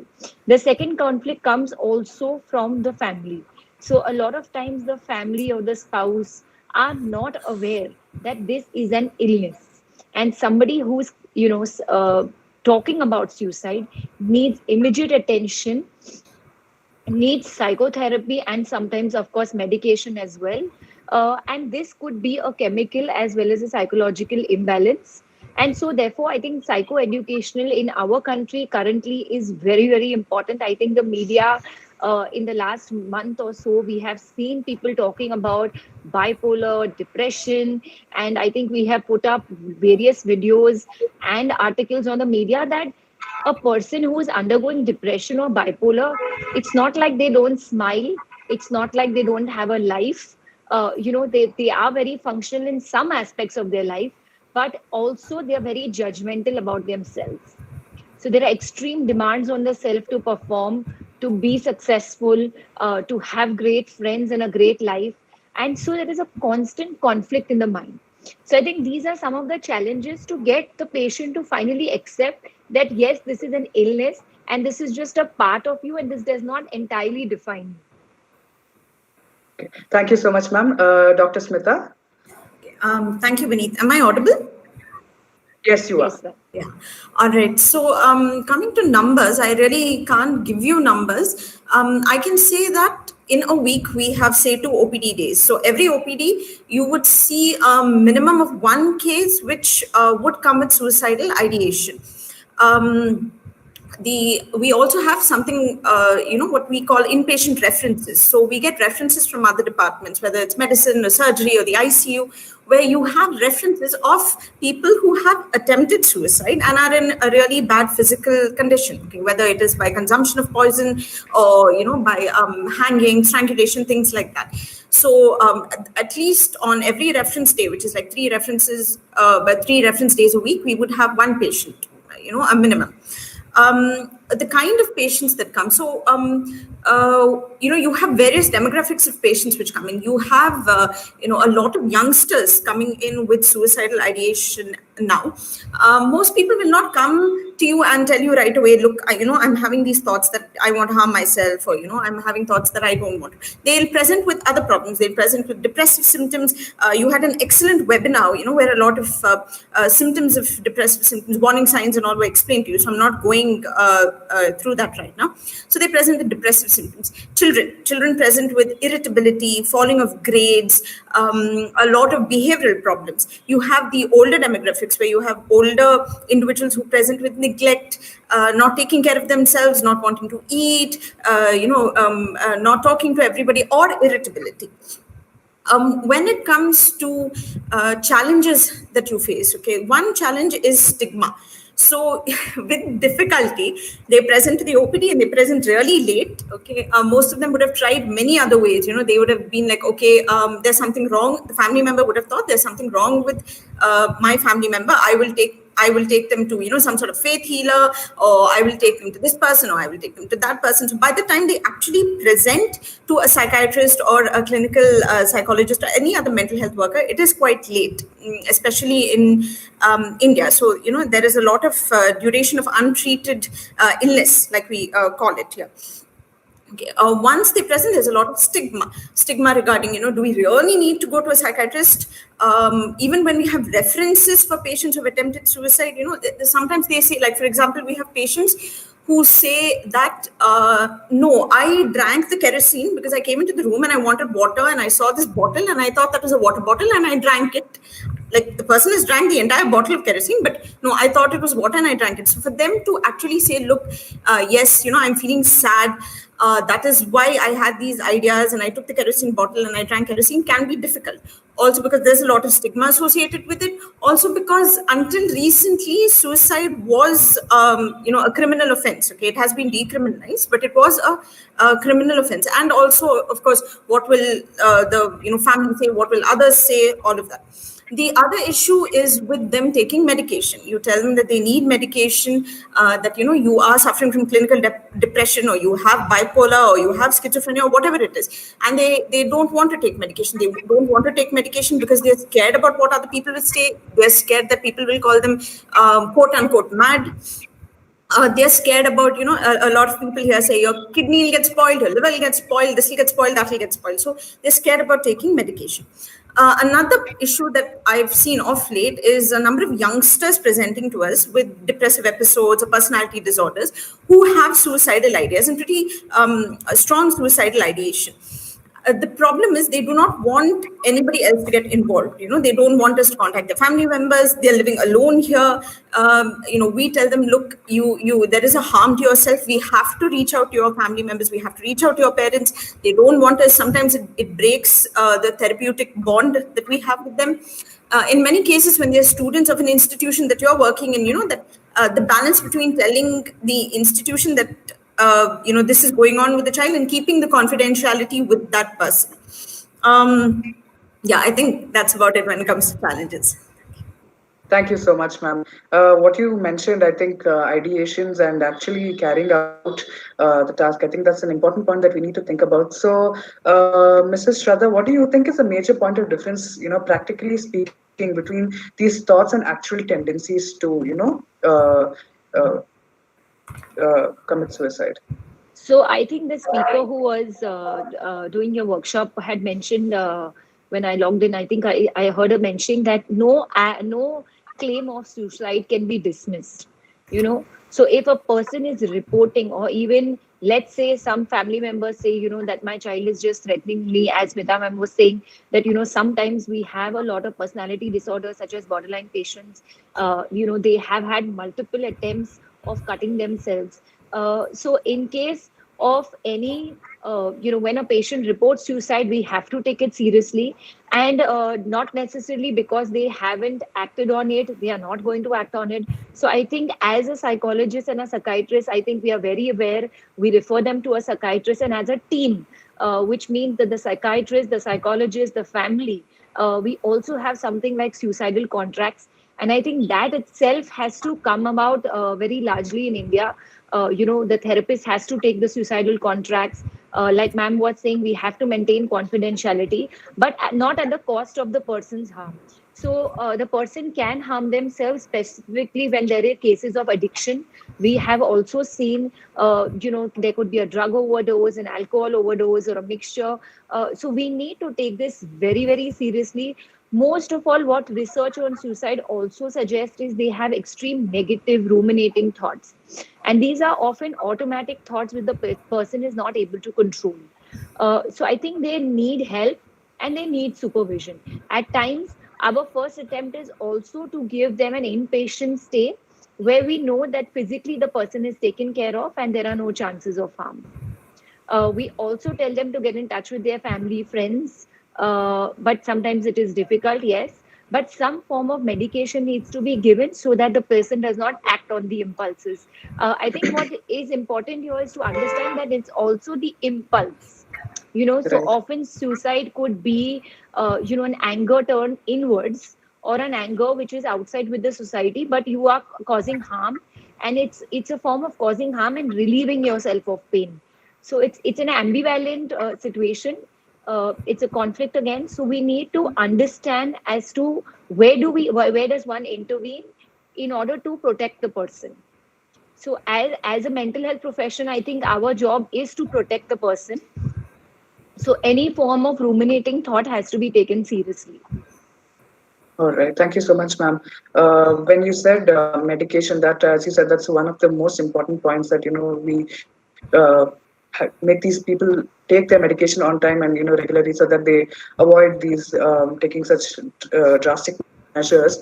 So, Dr. Smita, could you elaborate a little more on this? The biological perspective of it, because we always hear about the social aspect, or just vague understanding of mental health. Okay, this person was depressed and that's why they they died by suicide. So could you give us a little more insight on the biological perspective? All right, Maneet. So, suicide, like you rightly said, is a biopsychosocial, there's a biopsychosocial causation for suicide. Okay. So, when we come to biological factors, there are certain things that you'll have to know. I'm not saying that depression is the only cause of suicide, but almost, I would say, two out of three people who have attempted suicide, okay, do have clinical depression. Okay, so you are looking at one of the risk factors being psychiatric disorders. Okay, depression being the most common, but you can also have it in bipolarity, you can have it in schizophrenia, you obviously have it in substance abuse disorders, you can have it in eating disorders. Okay, a wide variety of psychiatric disorders which can be like a risk factor for suicide. Okay, in fact, if the presence of one, if I get my numbers right, the presence of one psychiatric disorder increases the risk by, I believe, 4-fold, and two psychiatric disorders increase the risk by 18-fold. Okay. A very, very important factor is family history. If there is a family history of suicide, okay, the risk that that this person will commit suicide, will attempt suicide, is quite high. Okay, there are certain genes which are said to play a role. One is the serotonin gene. Okay, the neurotransmitter serotonin. So, a decreased level of central serotonin is said to be a risk factor for suicide attempts. A serotonin gene, a particular serotonin gene, aberrations in that gene is said to be a risk factor. You have the gene for impulsivity itself, which is something which is heritable, which can go from one generation to another. Okay, which is also a risk factor for suicide. Modeling. Okay, so it is. We're talking about impulsivity. We're talking about genes. We're talking about family history, but also modeling. Okay, somebody did commit, did attempt suicide, and this child or this person looks at this. Okay, that somebody and models that behavior. Okay, so you're looking at family history. The past history of an attempt is one of the most important risk factors for suicide. Okay, if there is an attempt, you have to take it seriously, and you have to keep looking for suicidal ideation in somebody who is ill. Okay, also physical illnesses. So in older people, debilitating physical illnesses, which cause disfigurement, or physical illnesses which have chronic intractable pain, they are risk factors for suicide. All right. Thank you so much, ma'am.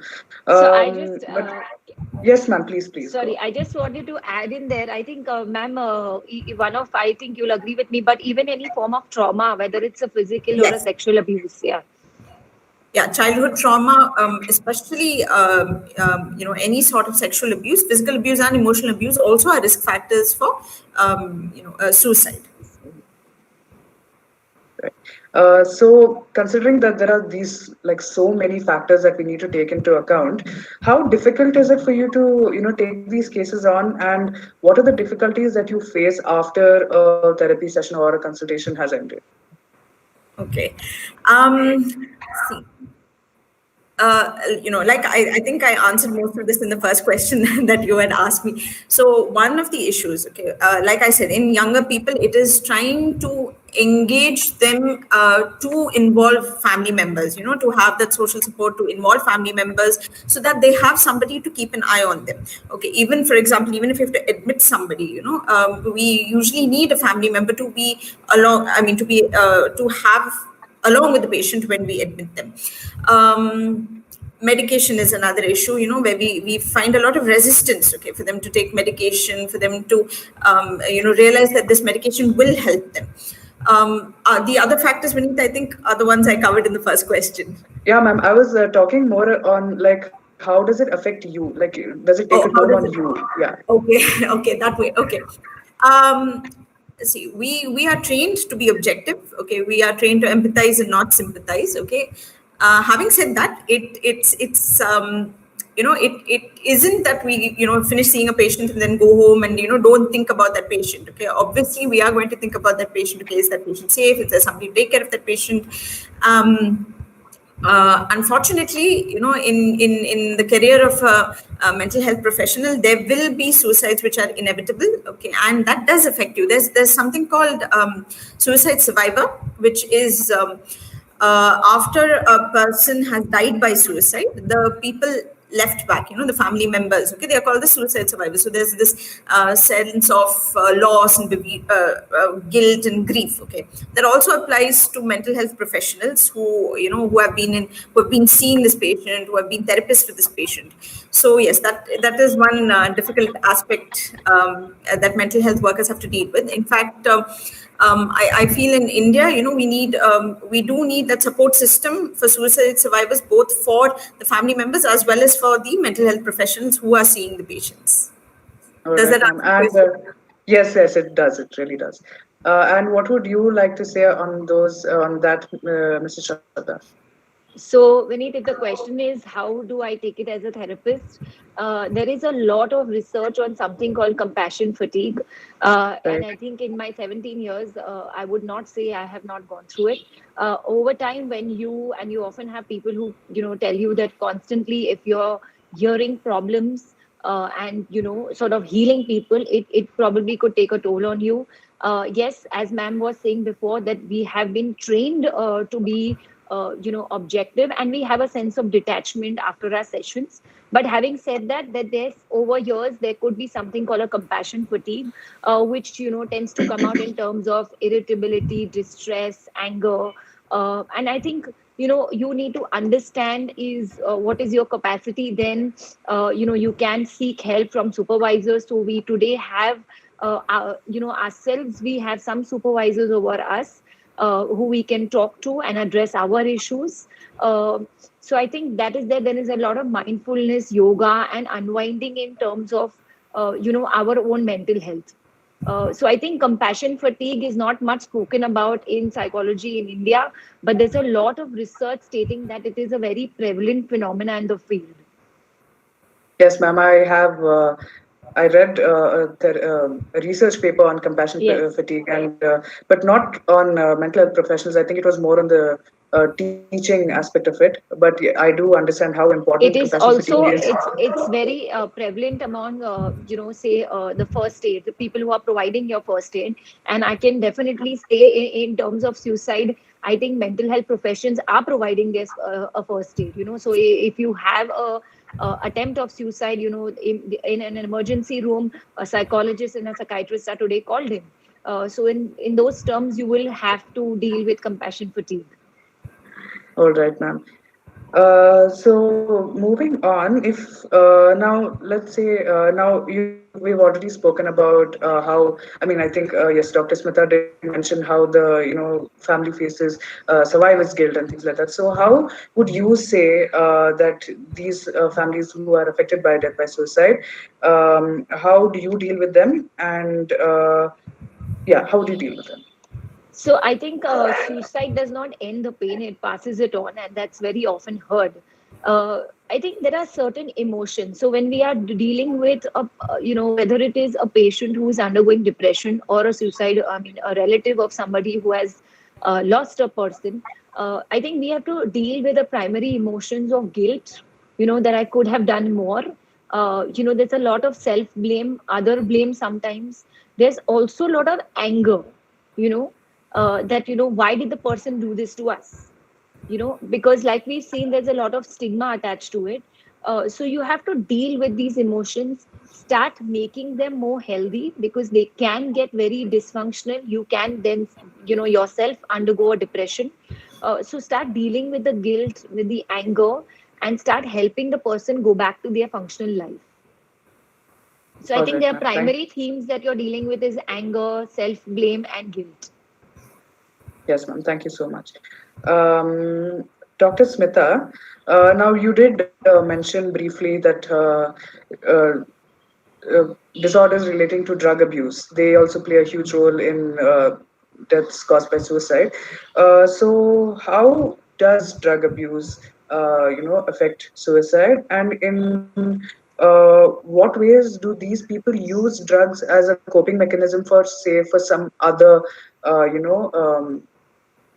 like comorbidity, right? Like there might be, there might also be, yeah. So what would you comment on that? Okay. So when you look at substance abuse disorders, or substance use disorders, there are various things that you have to look at. One is the biological vulnerability for somebody to develop a substance use disorder and suffer from a substance use disorder. Okay. Apart from that, there are for example, alcohol. It is used as a coping mechanism for people who are depressed, for people who are anxious. Okay. Or people who have certain personality traits like poor distress tolerance, or not able to have the delayed gratification. It's used as a coping mechanism. In those people, the problem with using alcohol as a coping mechanism, apart from various physical effects that alcohol will have,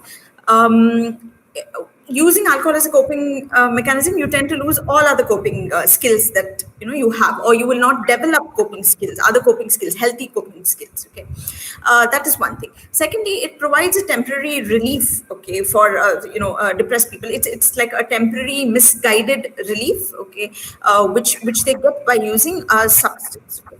If you see somebody with a change in the pattern of their substance use, or a sudden starting of some sort of substance use, consider that a warning sign for some sort of mental health difficulty that they might be having. You might have somebody, say in the hostel or something, who suddenly starts smoking up a lot of weed. Goes to the room, shuts themselves in the room, and just smokes up and smokes up. Doesn't come anywhere when you call them. Doesn't come down to dinner. So those are things that the increase of substance use, or a change in the pattern. Say this person was somebody who smoked up, maybe on the weekends or at parties, and this person is suddenly smoking up all the time. You'll have to consider that as heralding, a warning sign of some sort of mental health distress. Okay. A lot of suicides are attempted, okay, and people do die by suicide when they are inebriated or intoxicated, under the influence of a certain substance. Okay, that's because it decreases it causes disinhibition, it decreases the inhibition, it impairs their judgment. Okay, and it quote unquote gives them a sense of courage. Okay, to do what they are planning to do. Yeah. All right. Yes, ma'am. So going on these same lines, I think we just spoke about it briefly in the webinar as well, where there's this whole distorted view on drug abuse, and this whole distorted view on depression, and especially with what we're seeing in the media these days. So what would both of you, this question is for both of you, what would your take be on that? How can we stop people from having these misconceptions? How can we clear it for them? So I think, Vineet, I just want to start off here by saying that addiction is a disease, right?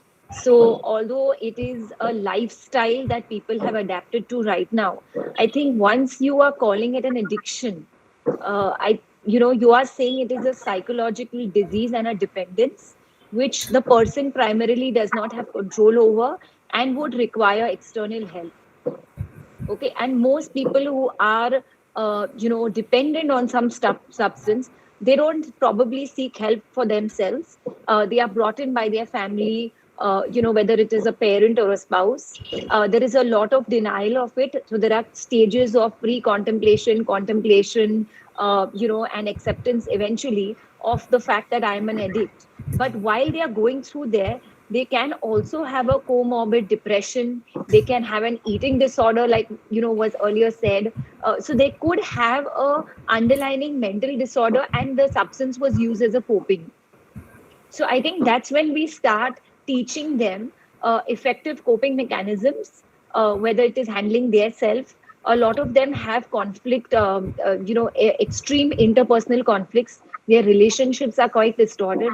And I think that is the second area that we need to work with, especially with the youth. We see that they, as they go into the substance further and further deeper, they lose contact with their normal friends from school, college, their building or their society. So I think getting them in touch with the normal population. So I think here what needs to be highlighted is a very inclusive mechanism. Normally people say, he's a drug addict or he consumes alcohol and he's an addict, and we sort of isolate them. So I think our entire system needs to start looking at it from a very inclusive perspective and realizing that these are people who are probably suffering from a disease, maybe a disease similar to something like diabetes and blood pressure. We go to a doctor, and therefore, in terms of addiction, we need to go to a therapist or a psychiatrist and start handling the problem rather than isolating and judging them. All right. Thank you so much, ma'am. And Dr. Smita, what would you like to say on these? The lines? Vineet, could you repeat the question? I'm sorry, I missed that part. Something went wrong with the connection. No, no, it's completely all right. I was just going off the same thing that you mentioned. This whole misconception about drug abuse and, mental disorders like depression and things like that. There's a huge misconception about it in the media today and, what we're seeing in the news and things like that. So how would you drive away these misconceptions and what are the steps that we should take? Okay. Thank you, Vinay. Like Mrs. Kanda said, I completely agree that she said, that when you look at substance use disorders, like the word says, it's a disorder, it's a disease, it is not something that people are in control of, like she rightly said. Okay, so the media is of late making a mess of things when it comes to reporting about whether you're talking about mental illnesses, whether you're talking about suicide, or whether you're talking about quote unquote drugs or peddlers or whatever it is that they are talking about. Okay, so they have a certain responsibility at of how they report this. There are guidelines. There are WHO guidelines. I think the Indian Psychiatric Society also put up guidelines. I'm not very sure about that. There are guidelines to responsible reporting. Glamorizing things like this, dramatizing things like that just to increase their ratings, that's something I think it should be looked at. How do you put this? Something has happened, when for example, I'll give you suicide. Something has happened. Okay, it is heartbreaking. It affects a lot of people. Okay, dragging those people's name through the mud, dragging the person who has died by suicide through the mud, making assumptions, making claims. Okay, not talking about mental illness like it should be spoken about, not talking about preventing suicide. The entire focus from education about mental illness, about preventing suicide has just gone out of the window. It's gone for a toss. So education is important. Okay, telling giving people the facts of what happened without glamorizing it, without making it look like some sort of soap opera. I think that is the need of the hour. Awareness programs like this, okay, bring about a lot of kudos to you guys, because it does bring about a lot of change in perception. Okay. About mental illnesses, about the way people are suffering, about alcohol use disorders, drug abuse, okay, about how people are suffering and how people need to ask for help. Okay. Does that answer your question, or have I gone off? Yes, it does. No. It's just what I Vinit, expected. I just want to add something here. Is yes, when I see a lot of youngsters with drug addiction and abuse. And I think the first thing what we are asking them as to when they started and how this pattern started. So you have to understand that there is a cognitive pattern in the mind, which is and there is a dependency of the drug and the withdrawal, which stimulates it, which is also a biological and a psychological dependence which takes over. I think what we also do, we do have personality tests today, which we are using to diagnose problems. So if the person is also in denial of an underlying condition of anxiety or depression or eating disorder, we administer a psychological test, and you have a very objective view of maybe this is what you're going through. And so somewhere getting the person to accept it, getting the family to accept it, and reducing the stigma, and giving them that belief and the conviction that change is possible. Right. The rehabilitation is absolutely possible. Yes, thank you so much, ma'am. I just have one last question, which is for both of you. But before we do that, just another note for all our viewers on the YouTube live. If you haven't already put up your questions, please do so now, so that we can address them towards the end, in the next 2-3 minutes. So yes, please start putting in your questions now if you haven't already. Thank you. So yes, ma'am, this is the last question. So what are a few ways in which all of us can contribute to help someone having suicidal intentions? I think, yes, Dr. Smita, you can answer it first.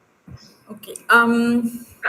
So when we talk about prevention, okay, prevention methods, we talk about universal prevention methods. Okay, things like for example, education program, awareness programs, responsible reporting by the media, community gatekeepers. Okay, for example, training people in, for example, a college. Okay, training people, counselors, training certain people to pick up warning signs, okay, in their students, and then do what is required, okay, in the prevention game.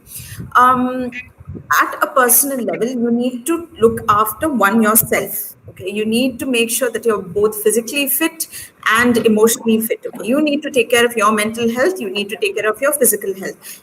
Co-curricular activities, sports, pick up hobbies. Okay, it is okay to talk about your feelings. In India, there's this very there's this misconception about, okay, you're feeling sad. Why are you feeling sad? Life is fine. Why are you depressed? Life is so beautiful, everything is so beautiful. You don't there's really no avenue, or there's no encouragement to talk about what you're feeling and how you're feeling. Okay, I think that is one important thing.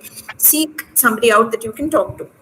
When you're talking about looking at other people, um, uh, you know ask. Okay, so if you see these warning signs, okay, again, like the warning signs we discussed, I'm not talking about them again.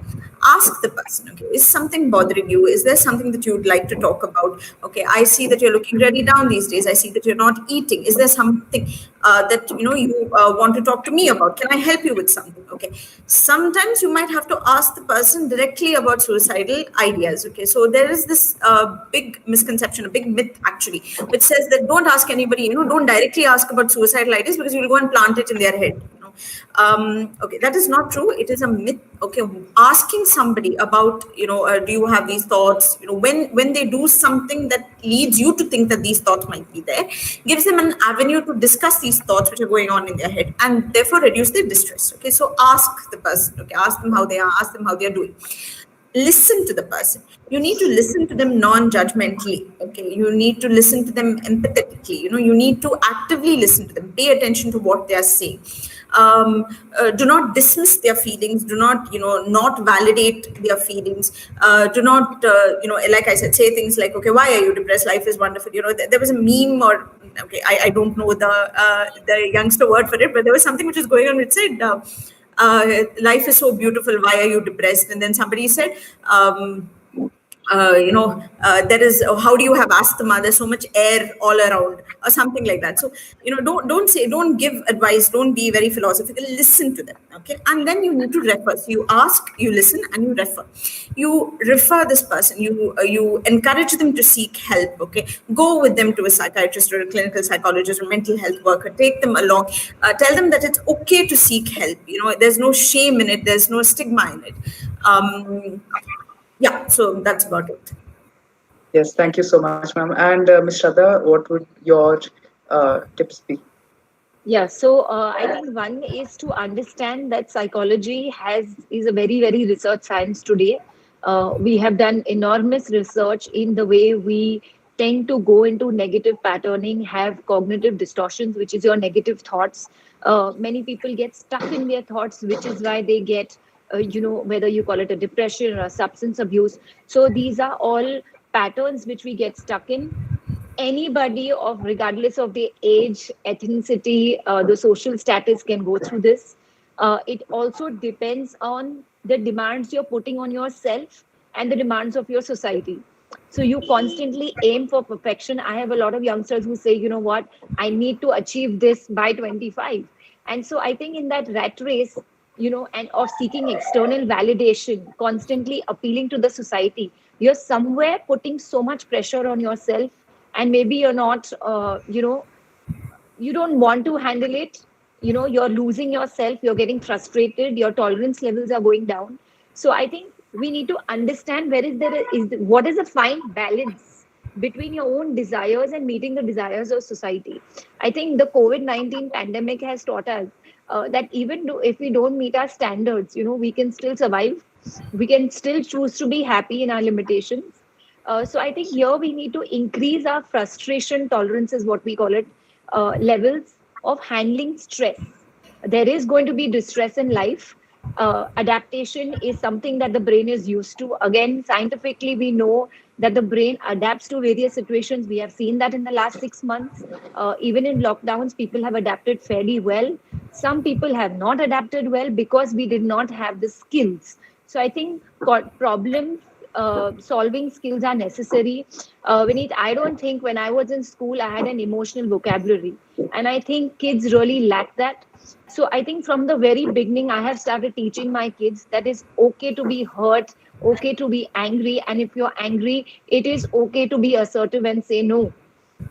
So Right. instead of shifting between, going passive and aggressive, try working on the assertiveness skills and assertiveness training. So I think we need to teach these skills. A very common question that I ask some of my patients is, if your friend was in your place, what would he or she tell you? What would you advise him? And so a person gets, an objective, view of, what would they advise their friend? Would they advise their friend to kill themselves? So I think they start seeing the opposite position. We do a lot of role play, empty chair techniques in psychology, in therapy. So I think those things are very helpful in giving other perspectives. So people can make rightful decisions. It is okay to fail. We don't need perfection.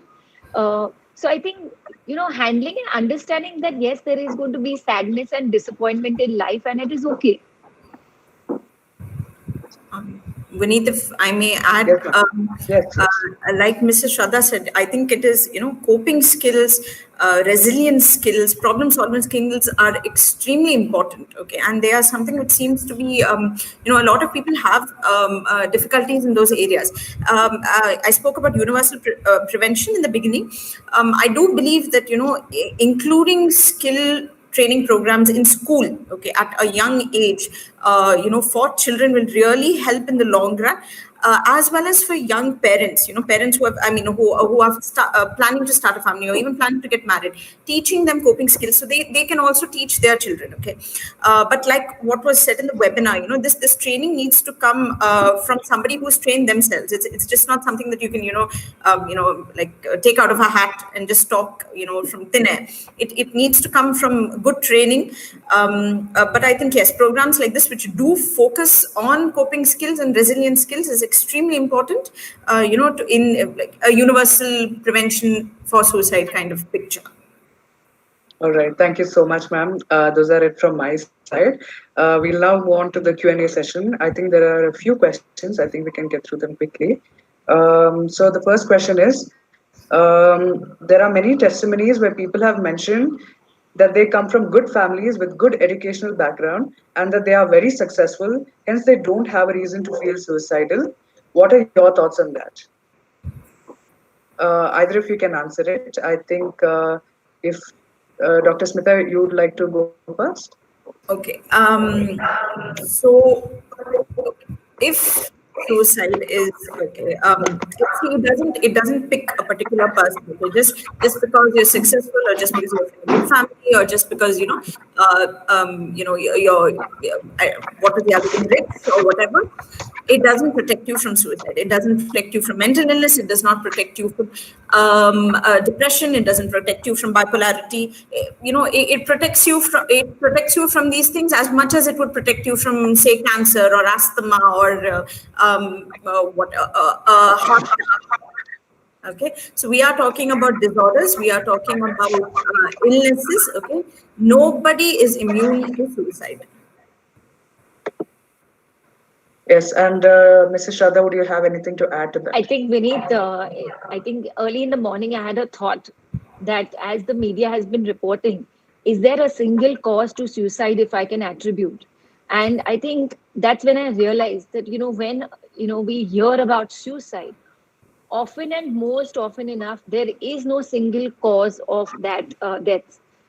So it is very, very important to realize that even though your environment may be absolutely conducive, there is a nature nurture, debate always in psychology. So you may be Yes. predisposed, as ma'am said, you could get stuck. You could have hormonal changes in the body. We have often seen that people who have thyroid would have mood disorders. They have certain imbalances in the body.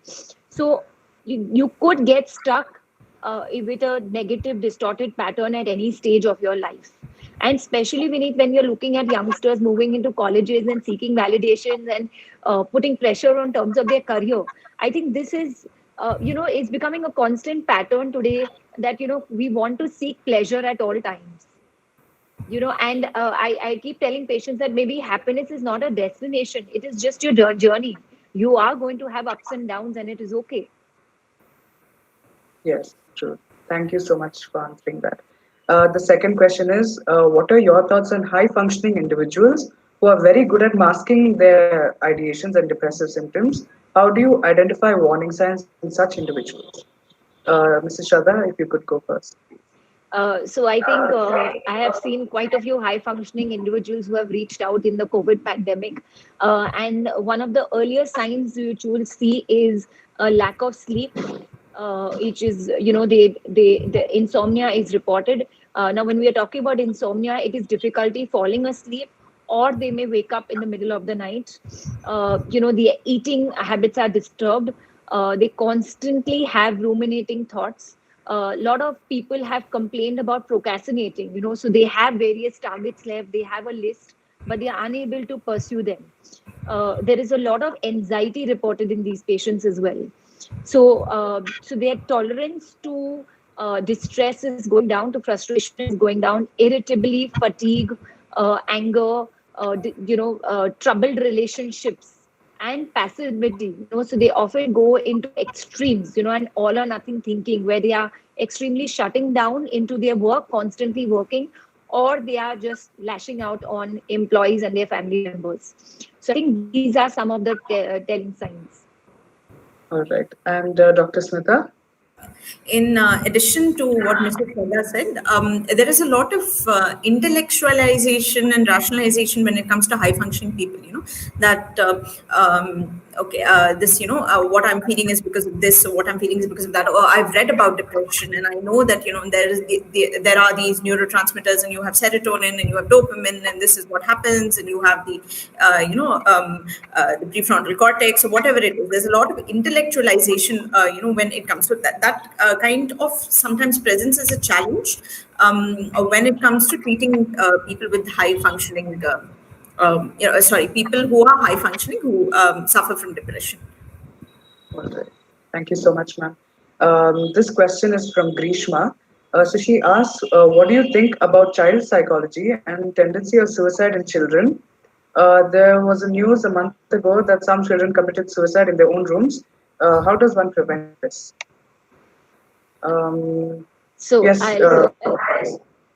Yes. So I think very definitely we have in the last decade or more seen that the prevalence of suicide among among children has definitely increased.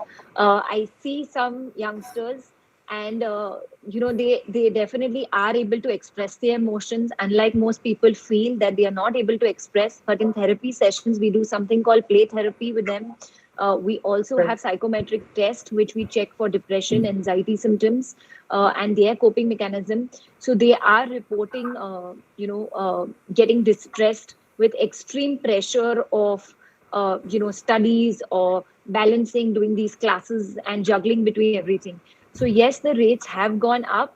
In terms of coping with it, again, we need to start teaching them self-love, going back to your basics.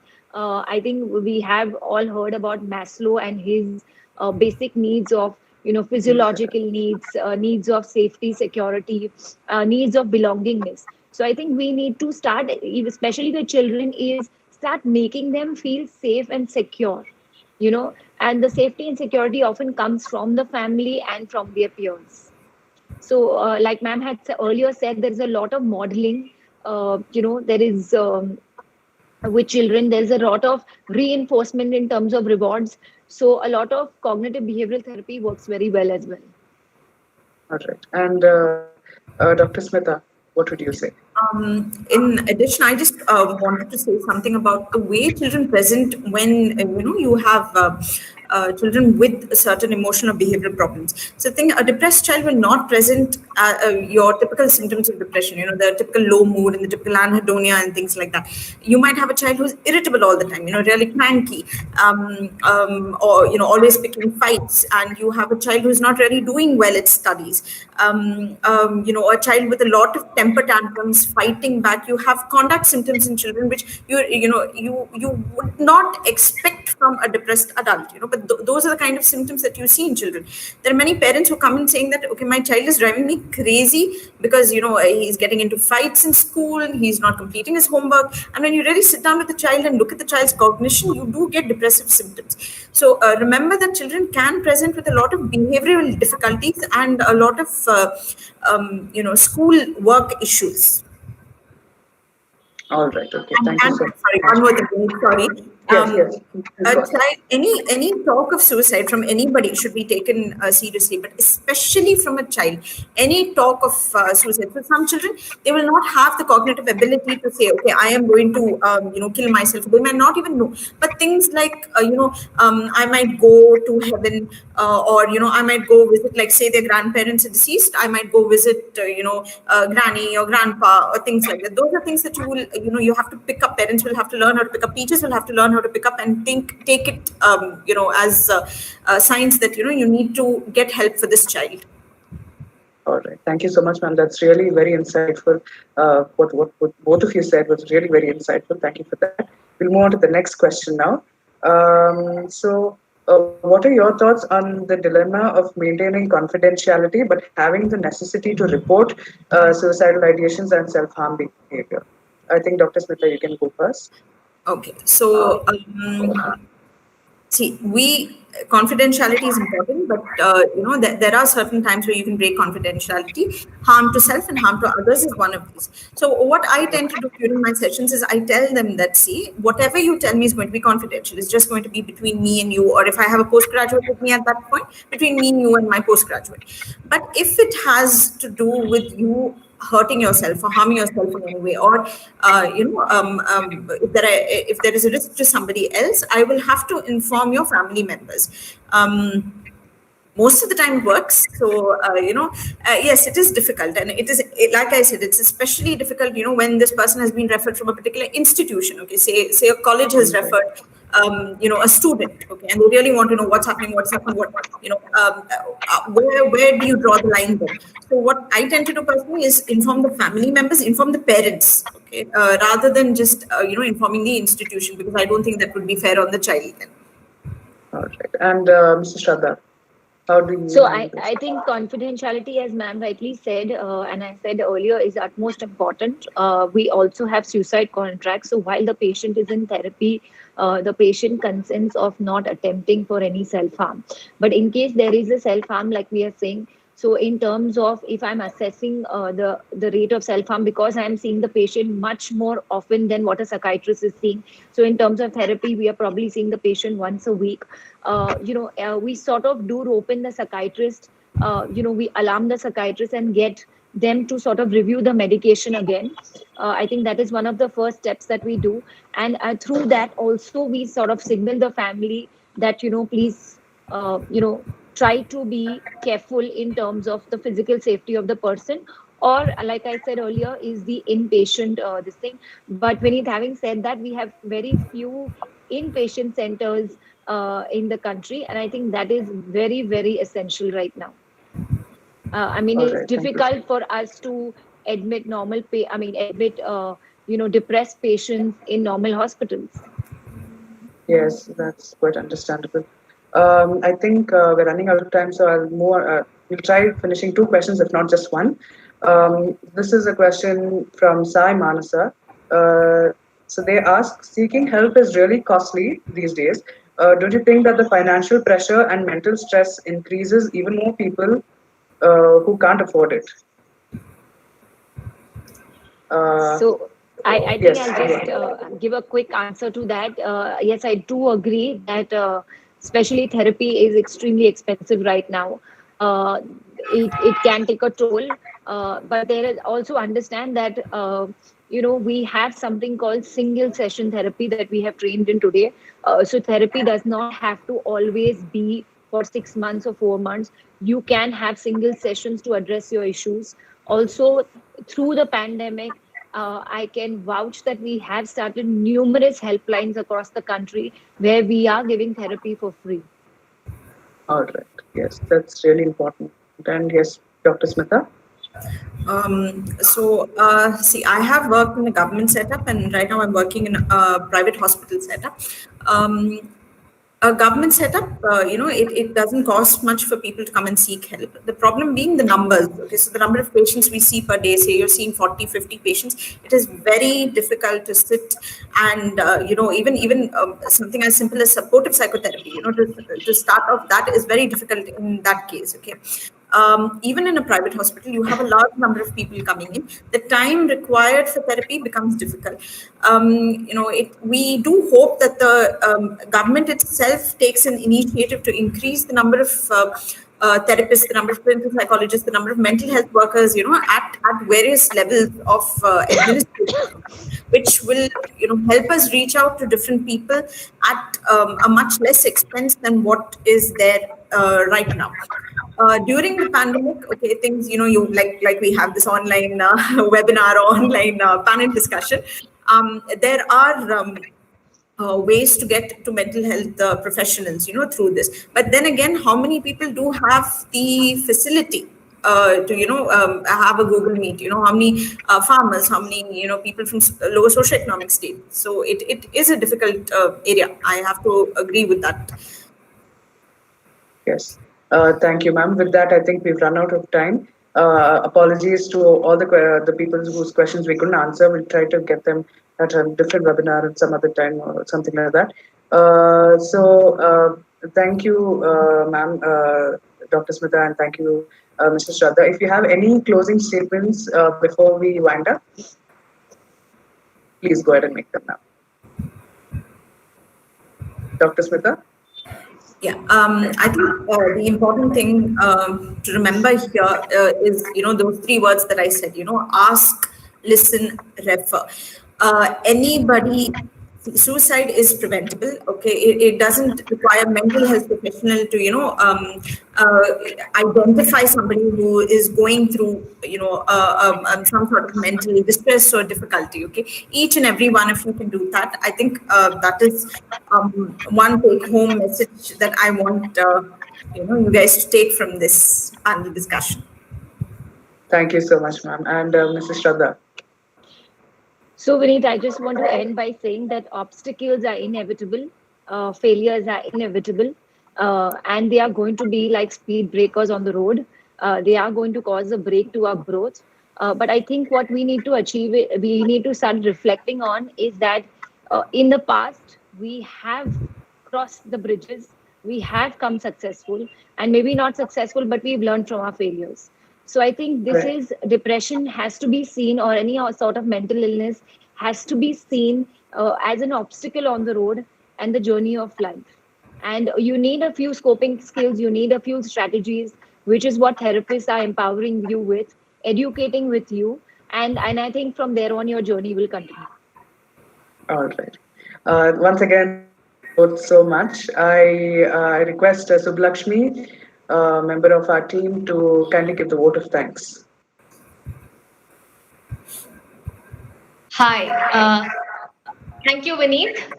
On behalf of college management, I'd like to thank Dr. Smita and Mrs. Shraddha for their wonderful session and for your valuable time. It was indeed a great session, actually.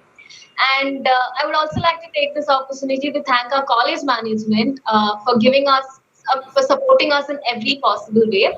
Our staff coordinators, Ms. Neeta Pereira and Ms. Ami Joshi, thank you so much for this opportunity for us to organize something like this. And also, I'd like to thank our student coordinators, Ansi and Nihal, and the entire team of both Consilium and Sumana Association for organizing this in such a smooth way. And lastly, I would love to thank all the participation and all the participants that are here, because without your active participation, this wouldn't have been a real success. So thank you all so much for this wonderful time that you all gave us. And also, last to mention, all the feedback forms will be sent to your respective WhatsApp groups. Kindly please fill it, and your certificates will be given via your mail within few days' time. Thank you so much. Thank you. Thank you. Thank you, everyone. Have a good day.